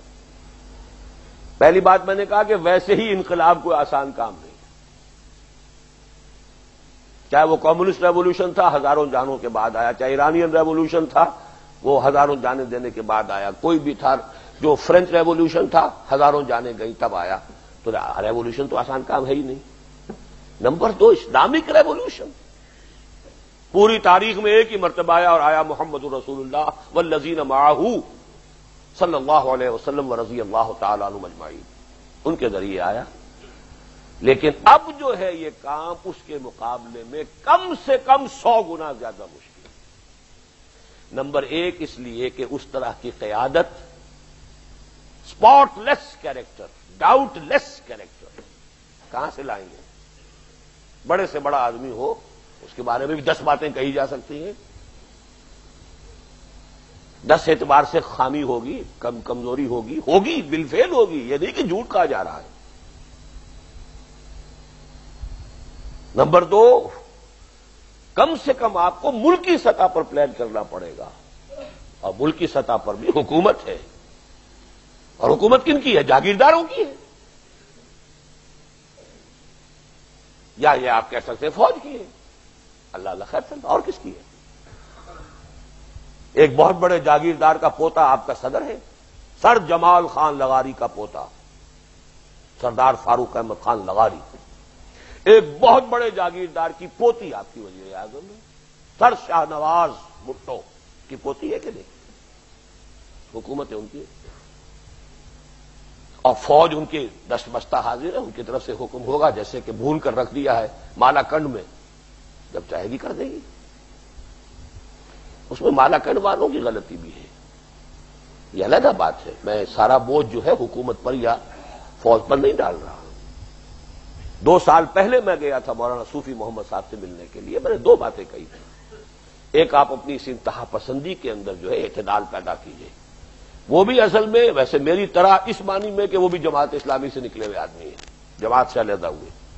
لیکن میری علیحدگی 57 کی ہے، ان کی ابھی کو 5-7 سال پہلے کی. لیکن دوسرا جو ہے قدر مشترک، وہ بھی اسی نتیجے پر پہنچے کہ الیکشن کے ذریعے یہاں کچھ نہیں ہو سکتا، لہذا جماعت سے علیحدہ ہوئے. اب انہوں نے ایک سلسلہ شروع کیا، لیکن ایک انتہا پسندی، جیسے ہمارے ہاں ایک اور بزرگ تھے جماعت اسلامی سے علیحدہ ہوئے تھے، ڈاکٹر عثمانی صاحب. اب وہ توحید کے لیے کام کرنا شروع کیا، لیکن انتہا پسندی اس درجے کہ مولانا اشرف علی تھانوی بھی مشرک، شاہ ولی اللہ بھی مشرک، فلاں بھی مشرک، تو سبھی مشرک ہیں. پھر تو وہ شرک کے فتوے انہوں نے اس تھوک کے حساب سے، وہ تو احمد ابن حنبل تک بات پہنچا دی. تو ان کے چچا داد بھائی توبہ کر کے علیحدہ ہوئے کہ اب یہاں سے تو بہرحال یہاں تک میری ہمت نہیں ہے. وہ ڈاکٹر کمال عثمانی صاحب جو ہیں، تو یہ انتہا پسندی ہو جاتی ہے کچھ لوگوں میں. انہوں نے فتویٰ دے دیا الیکشن لڑنا حرام، الیکشن میں ووٹ دینا حرام. میں نے کہا خدا کے لیے آپ اتنی بڑی بات کہہ رہے ہیں تو آپ دوسرے علماء ہیں اس ملک میں، حلال حرام کا علم رکھنے والے مفتی حضرات ہیں، پہلے اپنی دلیل جا کر انہیں سمجھائیے، انہیں قائل کیجیے. ایک آدمی کھڑے ہو کر اتنا بڑا فتویٰ دے دے، یہ غلط بات ہے. انہوں نے نہیں مانی میری بات کہ نہیں میں اس کو صحیح سمجھتا ہوں، میں کہوں گا ٹھیک ہے کہیے. دوسرے میں نے کہا آپ نفاذ شریعت کی تحریک لے کر چل رہے ہیں، تو دیر اسے بالا کنڈ بھی نہیں تھی اس وقت تک، تو ان کے سامنے صرف سابق ریاست دیر کی حد تک تحریک تھی. وہ دیر کی ایک تحصیل میدان کے رہنے والے ہیں، تو وہاں جو نظام تھا کچھ نہ کچھ شرعی قوانین وغیرہ تھے، جبکہ ریاست دیر تھی، تو تقاضا یہ تھا کہ وہی ریسٹور کیے جائیں. لیکن یہ کہ میں نے کہا شریعت کا معاملہ جو ہے وہ ایک کسی ریاست کا، کسی ایک ضلع کا، کسی ایک علاقے کا نہیں، پورے ملک کی سطح پر آپ باہر آئیں، ملک کے اندر لوگوں کو قائل کریں، اپنی بات کی اپنا موقف سمجھائیں. ہم آپ کو جلد سے جو ہے اپنا پلیٹ فارم پیش کرتے ہیں، تشریف لائیے. اس لیے کہ یہ ایک 80,000 کا جلوس اس سے پہلے لے کر نکلے تھے، وہ اس زمانے میں جبکہ بے نظیر پہلے وزیر اعظم بنی تھی. اس زمانے میں بھی بڑی مشکل سے ہاتھ واتھ جوڑ کر انتظامیہ نے اور اٹک کے سے پل سے واپس کیا تھا ان کو، ورنہ ان کا یہ تھا کہ ہم اسلام آباد جائیں گے، گھیراؤ کریں گے۔ وہ اگر واپس نہ جاتے، وہ ہاتھ جوڑنے پر واپس چلے گئے، ہاتھ نہ جوڑتے وہ واپس نہ جاتے تو گولیاں برستی اس وقت بھی۔ لیکن اس وقت یہ تھا کہ انہوں نے بات مان لی۔ اب بھی یہ ہے کہ اصل میں وہ تو ماننے کو تیار ہو گئے تھے، لیکن یہ کہ وہ جو ہمارا چونکہ جماعتی نظم ان کا مضبوط نہیں تھا، اب جب انہوں نے کہا کہ بند کر دو اس ایجیٹیشن کو، وہ نہیں مانا انہوں نے، اور آگے بڑھ گئے۔ پھر موب ہے، لیڈر لیس موب، تو جو کرے گا کرے گا۔ تو یہ ساری غلطیاں ان کی بھی ہیں، لیکن میں تو یہ کہتا ہوں کہ یہ سب کچھ ٹھیک ہوتا تب بھی بالآخر تو تصادم آنا ہے۔ اگر حضور کے ساتھ تصادم ہوا ہے تو اور کس کے ساتھ نہیں ہوگا، لیکن اس تصادم کے لیے تیار ہونا پڑے گا۔ بہرحال میں نے جو یہ 3 چیزیں رکھی آپ کے سامنے، اس کو اب بیلنس کرنے والی چیز میرے سامنے کیا ہے؟ نتیجہ تو یہ نکلتا ہے کہ گھر بیٹھو۔ اگر حضور کے زمانے سے بھی کے مقابلے میں بھی یہ کام اب کرنا 100 گنا زیادہ مشکل ہے تو کیسے کر لو گے؟ بس گھر بیٹھو آرام سے، وہی 3 کام کرو، اپنا کھاؤ کماؤ، بال بچے پالو پرورش کرو، اچھے اچھے دھندوں پہ اچھے اچھے کیریئرز ان کے بنا کے اچھے اچھے پروفیشن میں اس کو بٹھاؤ بچوں کو۔ کن چکروں میں پڑے ہوئے؟ نہیں کیوں؟ ایک یہ کہ آج کی تاریخ تک جتنا میں نے دین کو سمجھا ہے، قرآن سے، حدیث سے، سنت سے، سیرت سے، اس کا یہ کہ اس کے لیے کوشش کرنا فرض ہے، ہو نہ ہو اس کی مجھ پر ذمہ داری نہیں۔ کوشش کرنا فرض ہے، اگر میں کوشش نہیں کرتا تو میں مجرم ہوں، آپ کوشش نہیں کرتے آپ مجرم ہیں۔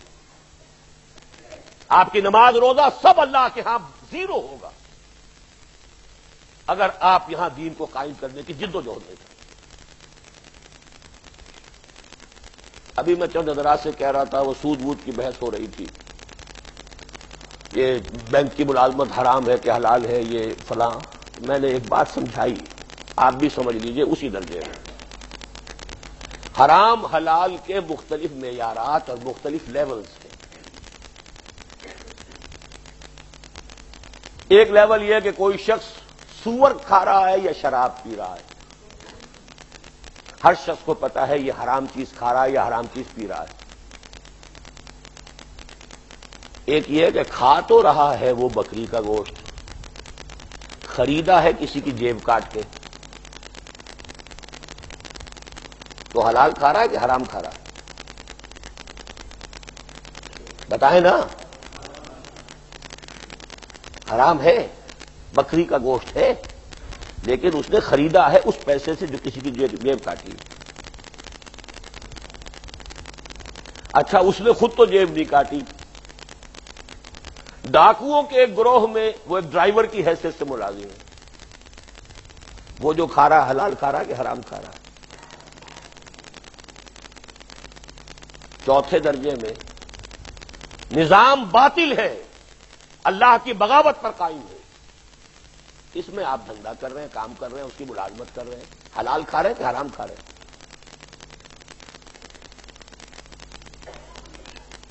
یہ ہے چوتھی بات۔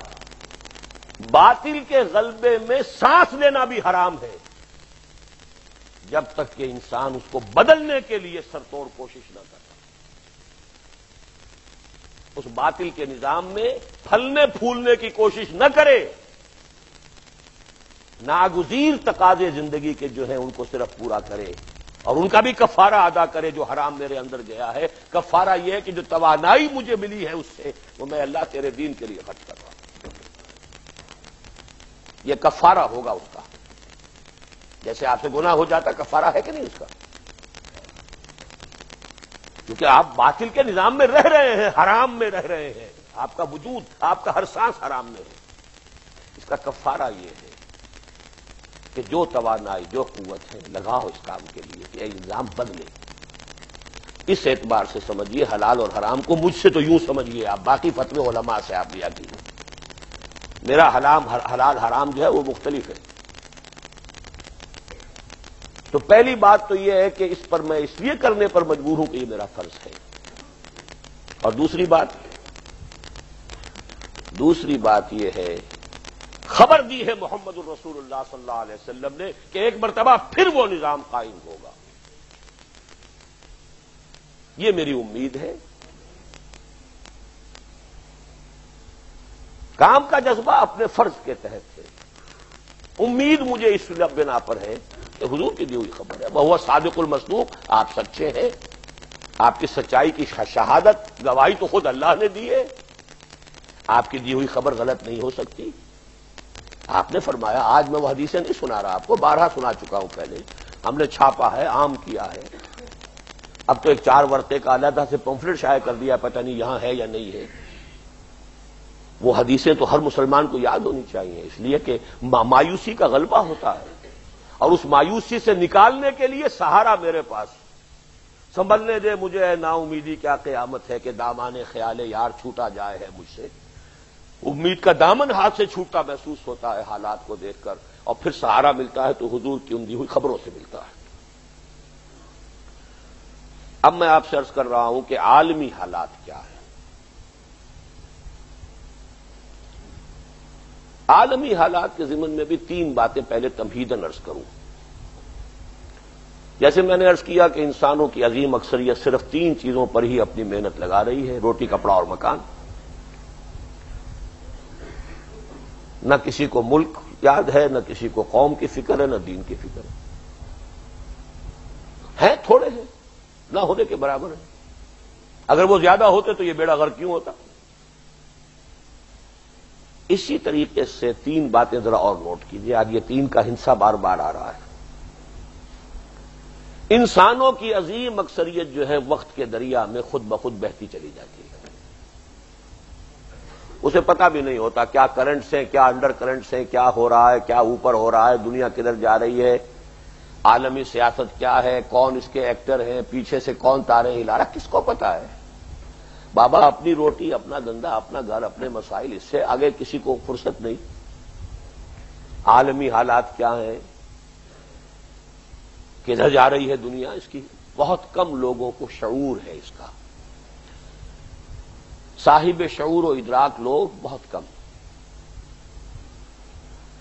ان میں بھی جنہیں کوئی شعور اور ادراک ہو جاتا ہے عالمی حالات کا یا بین الاقوامی حالات کا، ان میں کم ہیں جو تجزیہ کر کے بتا سکیں کہ اصل کیا ہے معاملہ. پیچھے نظر تو آ رہا ہے یہ ہو رہا ہے، یہ نیو ورلڈ آرڈر تو چلا آ رہا ہے، آندھی تو اٹھی ہوئی ہے، آ رہی ہے. یہ ہے کیا، اس کے پس منظر کیا ہے، اس کے اسباب کیا ہے. جب تجزیہ نہیں کر سکتے، تشخیص نہیں کر سکتے، تو تجویز کیا کریں گے، خاک کریں گے. کیا کرنا چاہیے، یہ کیا کرنا چاہیے تو اصل میں بیسڈ ہوتا ہے، تجویز بیسڈ ہوتی ہے تشخیص پر. پہلے کوئی حکیم یا ڈاکٹر معالج تشخیص کرتا ہے، ڈائگنوز کرتا ہے، پھر پرسکرائب کرے گا کہ یہ اس کا علاج ہے. اچھا، اور یہ بھی پتا چل جائے کہ یہ علاج ہے، پھر وہ ہمت کہاں سے لائے آدمی کام کرنے کی.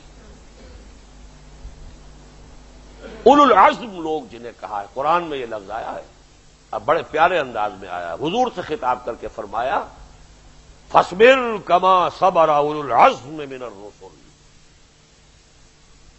اے نبی صبر کیجئے جیسے ہمارے اولو العزم پیغمبر صبر کرتے رہے، جھیلیے، برداشت کیجئے. اولو العزم صاحب ارادہ، صاحب ہمت لوگ، سمجھ میں آ گیا یہ کام کرنے کا، کر گزرے. خرچ بعد آباد، یہ تو یوں سمجھیے آٹے میں نمک کی بھی کوئی نہ کوئی ریشو ہوتی ہے، بہت کم ہوتے ہیں. اللہ تعالیٰ مجھے اور آپ کی اس کی توفیق دے. اس توفیق کی امید کے حوالے سے کچھ تجزیہ آپ کے سامنے رکھ رہا ہوں کہ اس وقت یہ ہو کیا رہا ہے. جس دنیا میں میں اور آپ رہ رہے ہیں اس وقت، یہ دنیا ہے کیا، اس کا صغرا کبرا کیا ہے، اس کا ماضی کیا ہے، یہ ہو کیا رہا ہے، اس وقت کا ڈرامہ ہے کون سا ہے. یہاں بھی 3 چیزیں نوٹ کی گئی. تقریباً 150 یا 100 برس کم سے کم اس عرصے سے اس پوری دنیا پر ایک عالمی تہذیب کا غلبہ ہو چکا ہے. It's a global civilization. یہ میرا جو کتابچہ ہے ایک اسلام کی نشت ثانیہ کرنے کا اصل کام، اس کا پہلا پیراگراف اسی موضوع پر ہے. پوری دنیا میں ایک تہذیب کا غلبہ ہے.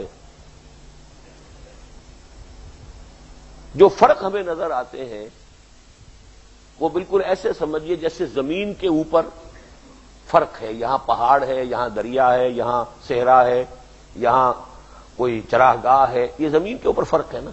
ذرا اوپر جائیں گے، ہوا کا ایک ہی انولپ ہے، ایک ہی ہوا کا کرہ ہے جو زمین کو پورے کو، پہاڑ کے اوپر بھی، دریا کے اوپر بھی، سمندر کے اوپر بھی. تو سطح زمین پر تو فرق ہے، ذرا اوپر جا کے فرق کہاں ہے؟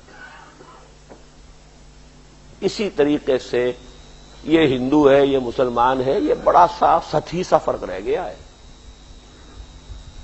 ذرا اوپر کے طبقے میں چلے جائیے، کوئی فرق نہیں ہے ہندو اور مسلمان میں. وہی تہذیب ہے، وہی لباس ہے، وہی رہن سہن ہے، وہی فرنیچر ہے، وہی آداب ہے، وہی ایٹیکیٹس ہے، ہر شے وہی.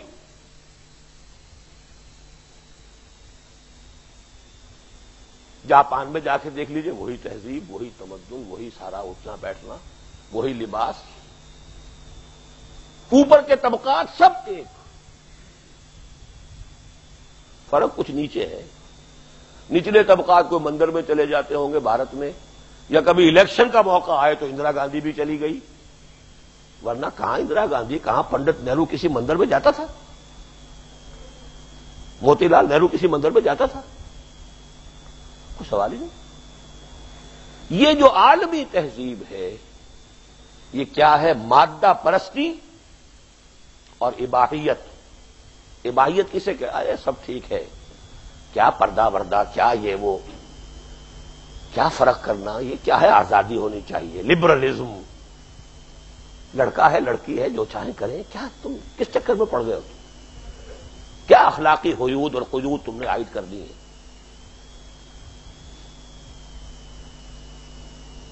مادہ پرستی، اباحیت،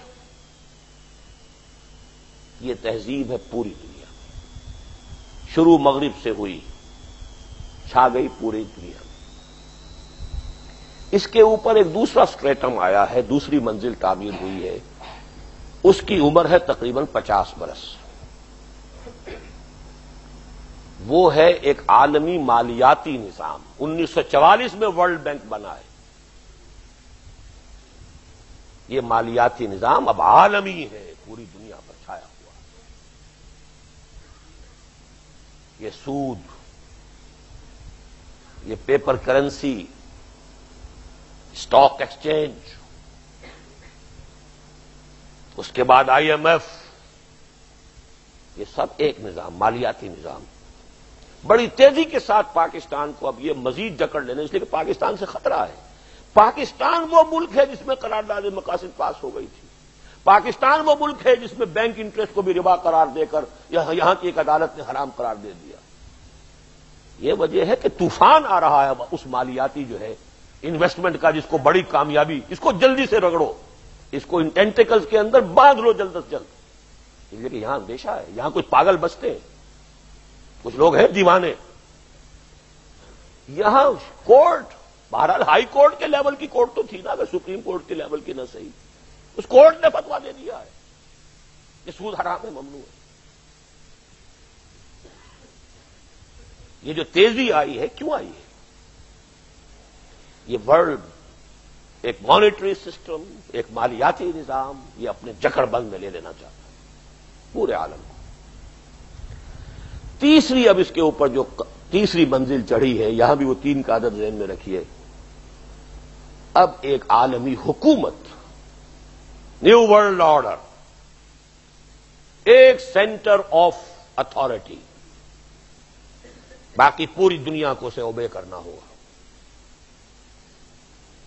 یہ ہے کہ جو رشیا کے ختم ہونے کے بعد، یوں سمجھیے سوویت یونین کے حصے بکھرے ہونے کے بعد سے اب یہ تیسری منزل میں ہے اس وقت یہ طوفان. اس طوفان کے ضمن میں اب میں آپ کو 2 امریکن مفکرین کے حوالے سے کچھ باتیں بتا رہا ہوں.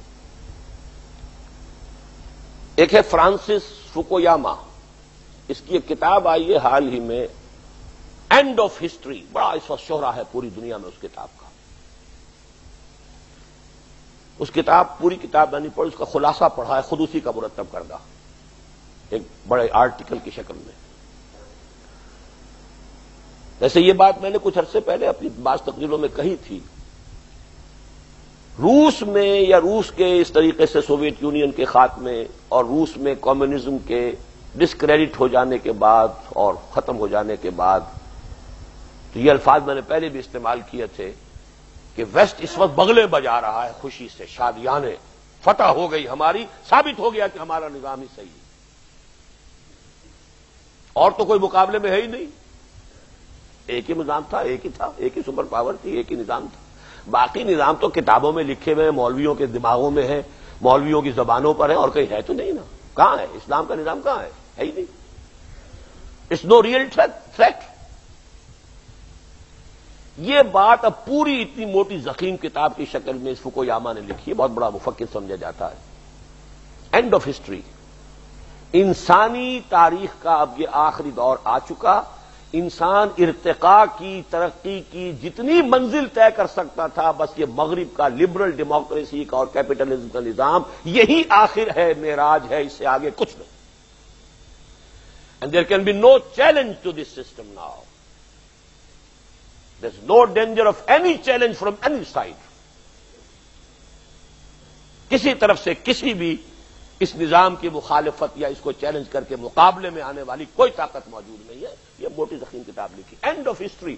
تاریخ مکمل ہو گئی.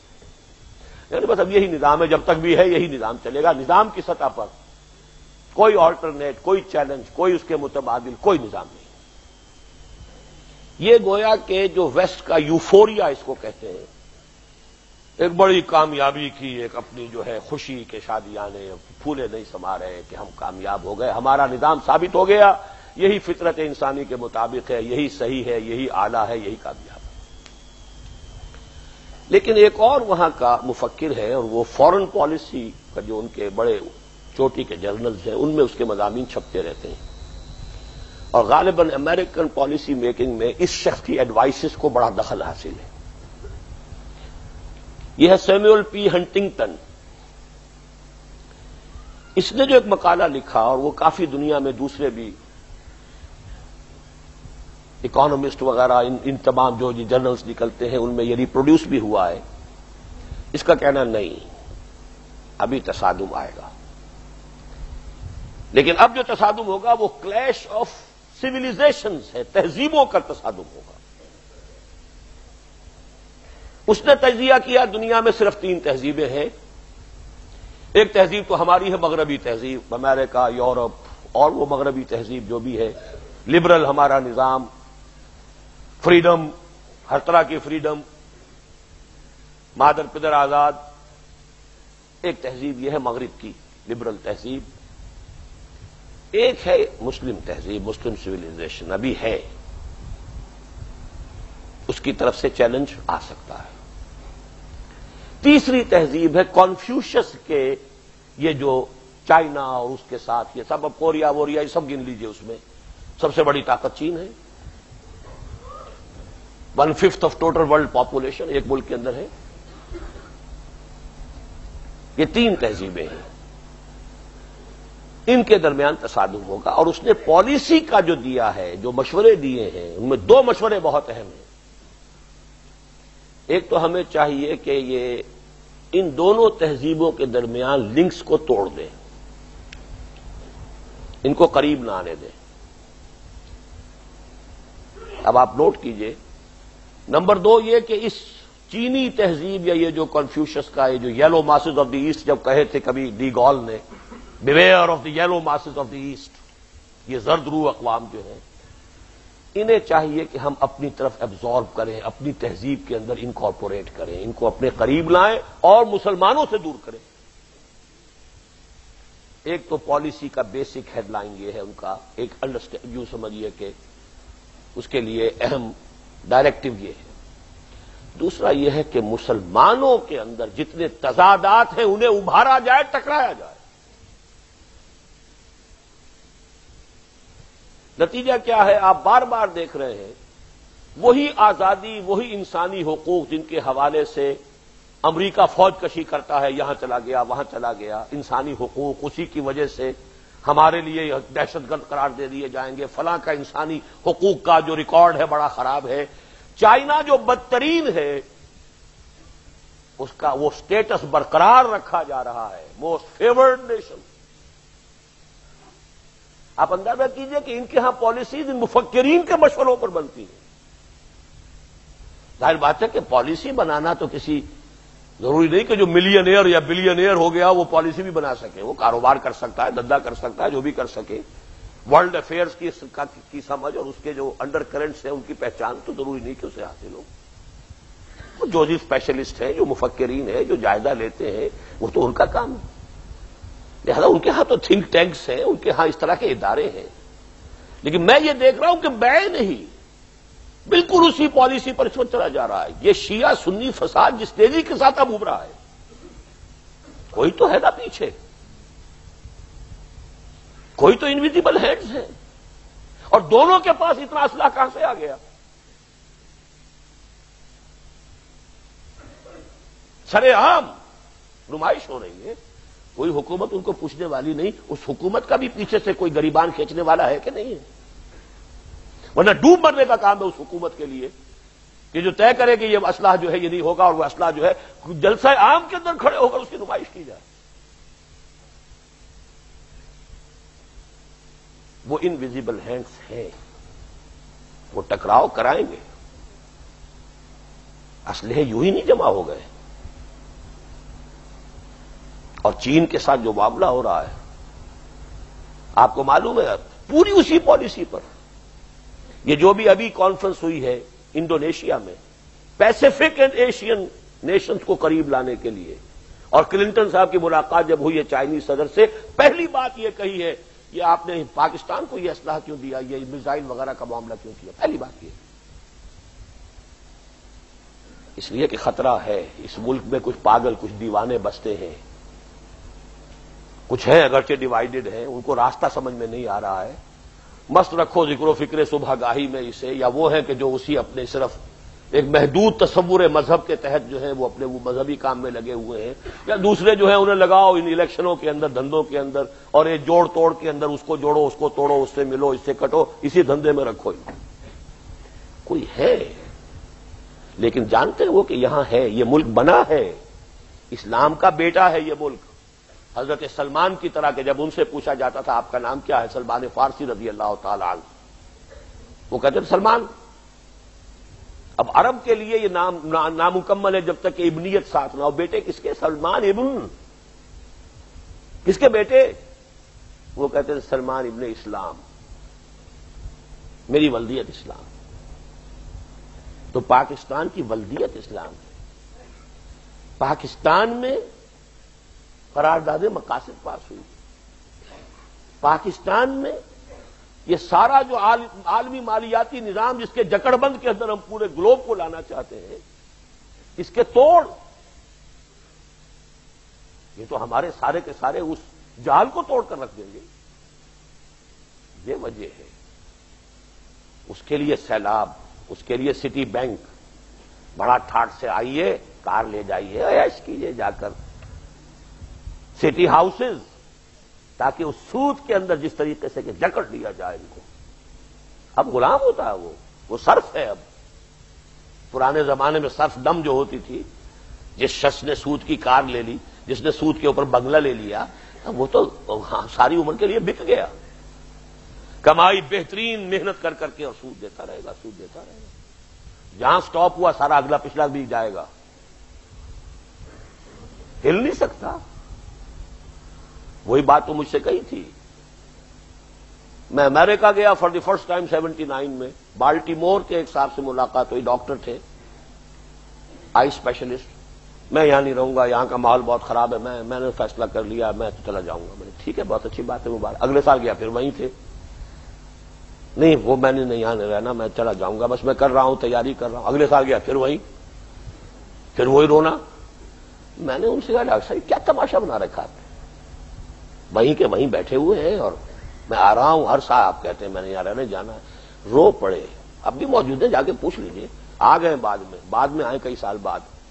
ڈاکٹر شوکت ہیں اس وقت اتفاق ہاسپٹل لاہور میں آئی اسپیشلسٹ کی حیثیت سے کام کر رہے ہیں، رو پڑے، آنکھوں میں آنسو آ گئے۔ میں نے کہا اسی انداز میں، کیا یہ آپ نے ایک رٹ لگا رکھی ہے وہیں کے وہیں؟ میں نے ڈاکٹر صاحب یہ لوگ 200 سال قبل افریقہ سے جب پکڑ کر لائے تھے، جن کو یہاں غلام بنایا، انہیں لوہے کی زنجیروں میں جکڑ کر لائے تھے، اور ہمیں انہوں نے یہاں سونے کی زنجیروں میں باندھ دیا۔ زنجیر تو زنجیر ہے، سونے کی ہو یا لوہے کی ہو، ہم نہیں ہل سکتے۔ ابھی میرے ایک عزیز ابھی ملاقات ہوئی تھی، بینک مینیجر ہیں، کہتے ہیں میں چھوڑنا چاہتا ہوں، کیا کروں، 9 لاکھ کا قرضہ میرے اوپر ہے، قرضہ لیا یہ کام کر لیا، قرضہ لیا یہ کام کر لیا، قرضہ لیا یہ کام کر لیا، بقیہ زندگی تو وہ تو بکے ہوئے ہیں، یہ سولڈ۔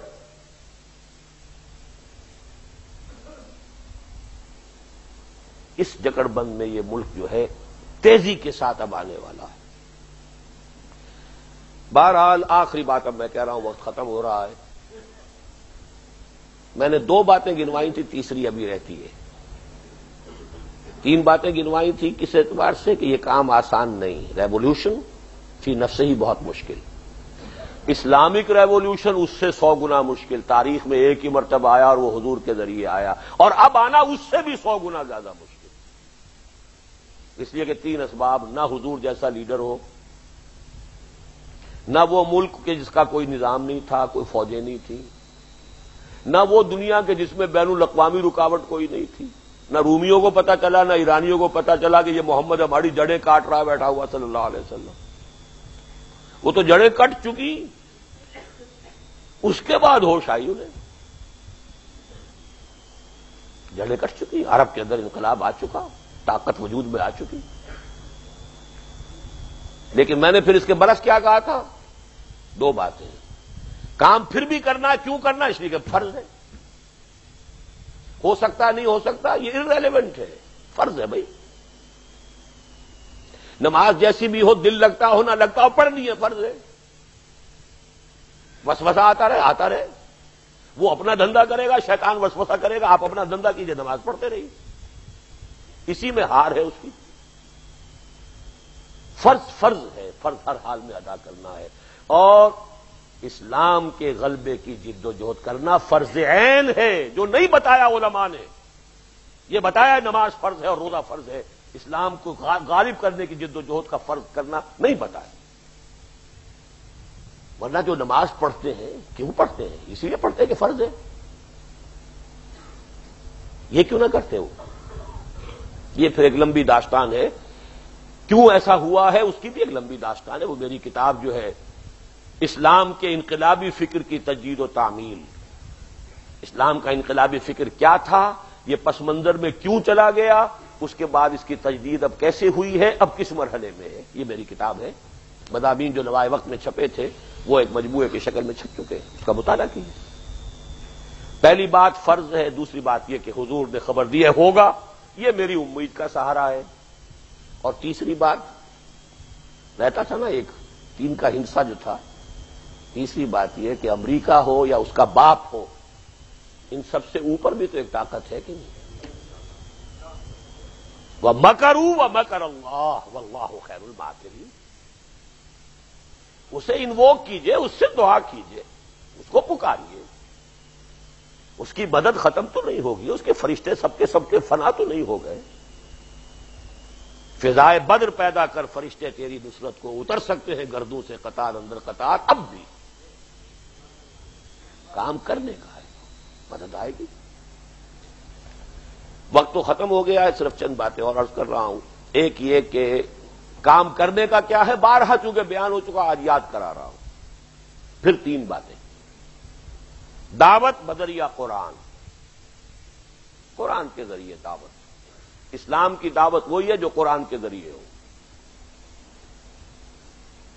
اسی کے لیے یہ سارا سلسلہ۔ میرا تو جو کام شروع ہوا تھا سن 65 سے، لاہور سے شروع ہوا تھا، جب میں منتقل ہوا ہوں دوبارہ اپنے اس مشن کے لیے۔ لاہور میں سن 72 میں انجمن بنی تھی، یہاں اس انجمن کو 8 سال ہوئے ہیں، ابھی اکیڈمی صحیح انداز کے اندر یہاں شروع اب بھی نہیں ہو سکی. کچھ کورسز ہمارے پہلے بھی چلے ہیں، اب بھی چل رہا ہے، لیکن اس کام میں کل چونکہ اس انجمن کا 8واں سالانہ اجلاس تھا، میں نے بھی اس میں شرکت کی ہے، تو مجھے دکھ ہوا ہے یہ دیکھ کر کے، بڑی تشویش ہے کہ یہاں کے جو مالی معاملات ہیں وہ کوئی اطمینان بخش نہیں ہے. ابھی تو کام شروع بھی نہیں ہوا صحیح معنی میں. یہ مسجد تو اوپر اب اللہ کرے کہ بن بھی جائے گی، بن ہی گئی ہے تقریباً. پھر یہ جو اصل جگہ ہے یہاں تو آپ کو ایک اکیڈمی، اس دعوت کو ایک بڑے مستحکم بنیاد پر نوجوانوں کو تیار کرنا کہ اس دعوت کو لے کر جو ہے اپنے معاشرے میں پھیل جائیں. کیا ضرورت ہے کہ ڈاکٹر سمیع جو ہیں وہ چلے آ رہے ہوں فیصل آباد سے اور مجھے آنا پڑ رہا ہو یہاں لاہور سے. یہاں کے لوگ ہونے چاہیے جو اس کام کو لے کر کھڑے ہوں. یہاں سرمایہ کی کمی نہیں ہے، یہاں ٹیلنٹ کی کمی نہیں، کس چیز کی کمی نہیں. یہاں ایم کیو ایم اگر اٹھتی ہے تو ایک دم جو ہے وہ سیلاب کی طریقے سے پھیل جاتی ہے. اس کی وجہ یہی ہے، وہی روٹی کپڑا مکان. وہ مسائل چونکہ انہوں نے وہ اٹھائے ہیں، حقوق ہیں، ملازمتیں ہیں، یہ ہے وہ جس کی بارود جو ہے پہلے ہر شخص کے اندر موجود ہے پہلے سے. وہ رفتار تو کسی دینی کام کی صحیح رخ پر ہونے والے دینی کام کی ہو سکتی نہیں. یہاں تو ذہن بنانا پڑے گا، یہاں شعور والی بات ہے، شعور اور ذہن اور فکر کے حوالے سے بات ہے. لیکن یہ کہ بہرحال کیا جائے گا، ہوگا، نتائج نکلیں گے. دعوت بذریعہ قرآن، اس کے لیے ٹیلنٹ آگے بڑھے، نوجوان آگے آئیں، قرآن سیکھیں اور سکھائیں. خیرکم من تعلم القرآن وعلمہ. اس اعتبار سے بھی مجھے افسوس ہوا ہے کہ اس مرتبہ 42 سے وہ کورس شروع ہوا تھا اور اب شاید وہ 20 رہ گیا ہے. آدھی سے بھی زیادہ کی جو ہے کیجولٹی ہوئی ہے کہ انہوں نے اس کورس کو جاری نہیں رکھا، استقامت نہیں دکھا سکے. تو بہرحال میں نے اپنی تشویش اس بات اس وقت صرف یہ بیان کرنا تھا، دعوت بذریعہ قرآن. جو اس دعوت کو قبول کریں کانشیسلی، شعوری طور پر، انہیں منظم کرو بذریعہ بیعت. کوئی فارمل انگریزی مغربی طرز کی جماعت نہیں، بیعت کی جماعت. قرآن، حدیث، سنت، سیرت، ہماری پوری تاریخ میں جماعت سازی کی ایک ہی بنیاد ہے اور وہ بیعت ہے. حضور نے بیعتیں لی، خلافت قائم ہوئی تو بیعت پر ہوئی. حضرت حسین میدان میں آئے تو بیعت کی بنیاد پر آئے. پھر صوفیاء نے کام کیا تو بیعت کی بنیاد پر کیا. پھر سید احمد بریلوی شہید، انہوں نے اگر جہاد شروع کیا تو بیعت کی بنیاد پہ کیا. ہمارا کام تو جو ہے جماعت سازی، وہ جمع کرنا، لوگوں کو جمعیت بنانا، وہ بیعت کی بنیاد پر ہے. تیسرے، پاور پالیٹکس سے علیحدہ رہ کر، بالکل فرقے واریت سے علیحدہ رہ کر، بالکل نہیں عن المنکر، بدی کے خلاف. جب تک طاقت کافی نہیں، زبان سے صرف بدی کے خلاف جہاد کرو. یہ غلط ہے، یہ حرام ہے، باز آ جاؤ، خدا کے لیے چھوڑ دو، اللہ کے غضب کو دعوت نہ دو. قلم سے، زبان اور قلم ایک ہی شے. مظاہروں سے، پیسفل مظاہرہ، اور کچھ نہیں کرنا، کوئی ٹریفک نہیں روکنا، کچھ نہیں کرنا. کھڑے ہو جاؤ کہ اللہ کے بندو سود حرام ہے، باز آؤ. اللہ کے بندو یہ بے پردگی، بے حجابی حرام ہے، اس کو چھوڑو. اس کے لیے جو بھی محنت ہو سکتی ہو، طاقت کافی ہو جائے پھر طاقت کے ساتھ بدی کا استحصال. اب نہیں ہونے دیں گے. گھیراؤ کیجئے، پکٹنگ کیجئے، کسی کو ماریے نہیں، اپنی جان دینے کے لیے تیار رہیے. گولیاں چلاؤ، لیکن ہو نظم کے ساتھ. جب حکم ہو تو اقدام ہو، جب کہا کہ جائے کہ رک جاؤ تو رک جائے. یہ نہیں جو کچھ ہوا مالاکنڈ میں، جیسا کہ میں نے عرض کیا ہے. امیر تو صوفی محمد صاحب تھے، وہ کہتے ہیں وہ میرا کہنا نہیں مان رہا، میں کیا کروں. فائدہ کیا ہوا؟ یہ جماعت تو نہ ہوئی.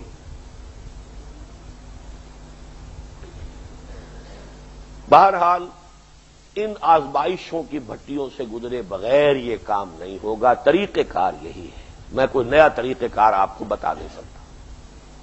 اس طریقہ کار کو میں نے مفصل بھی بیان کیا، تحریراً بھی بیان کیا، ویڈیو کیسٹس میں ہے، آڈیو کیسٹس میں ہے، انگریزی میں بھی اب میں اس کو ریکارڈ کرا چکا. خلافت کے موضوع پر، خلافت کیا ہے، کیسے وجود میں آ سکتی، کیسے قائم ہوگی. 20 گھنٹے کا پروگرام امریکہ میں ریکارڈ کرا کے آیا تھا پچھلے سال.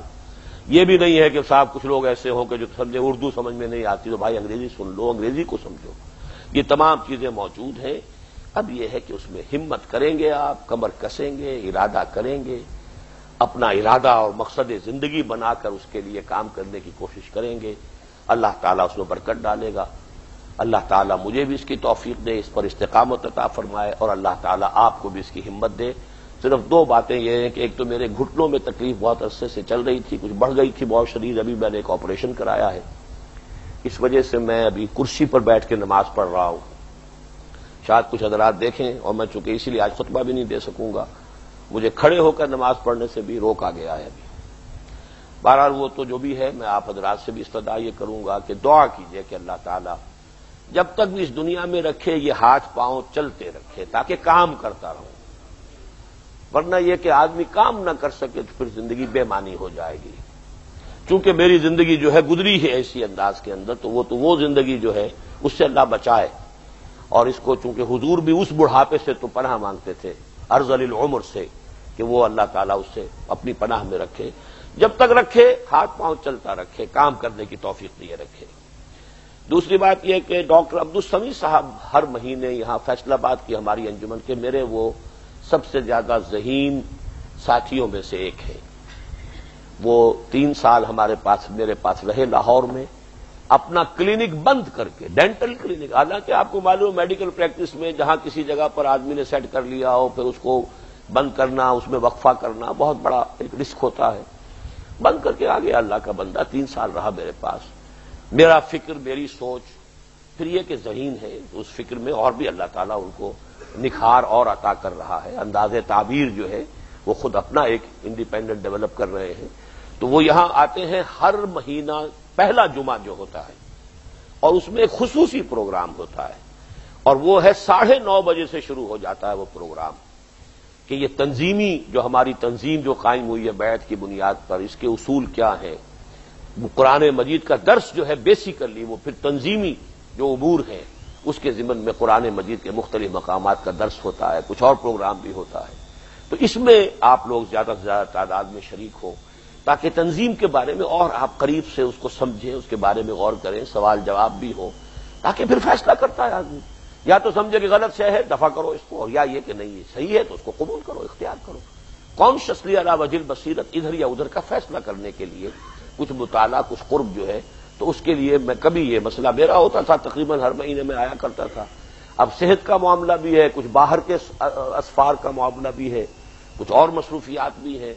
تو اب یہ ہے کہ بہرحال ڈاکٹر سمیع جو ہے آ رہے ہیں یہاں, تو ہر مہینہ جو بھی انگریزی مہینہ کہلاتا ہے عرف عام میں, اس کا پہلا جمعہ, تو اگلا جمعہ چونکہ وہی آ رہا ہے اس کا دسمبر کا پہلا جمعہ, اگلے جمعے ڈاکٹر سمیع یہاں ہوں گے. تو جن حضرات کو بھی میری آج کی گفتگو سے خصوصی طور پر کوئی ایک پیدا ہوا ہو جذبہ, اس جذبے کو پروان چڑھانے کے لیے, جیسے پودے کو پانی مسلسل دیتے رہیں گے تو پودا پروان چڑھے گا ورنہ سوکھ جائے گا. آرزو اول تو پیدا ہو نہیں سکتی, کہیں اور ہو جائے تو مر جاتی ہے یا رہتی ہے خام. اس آرزو کو جوان رکھنا, اسے برقرار رکھنے کے لیے اس کو پانی دینے کی ضرورت ہے. تو اس میں بھی آپ حضرات زیادہ سے زیادہ تعداد میں شریک ہوا کریں. اقول قولی ھذا واستغفر اللہ لی ولکم ولسائر المسلمین والمسلمات. اب سنتیں پڑھ لیجئے, اس کے بعد پھر اذان ثانی اور خطبہ ہوگا. اور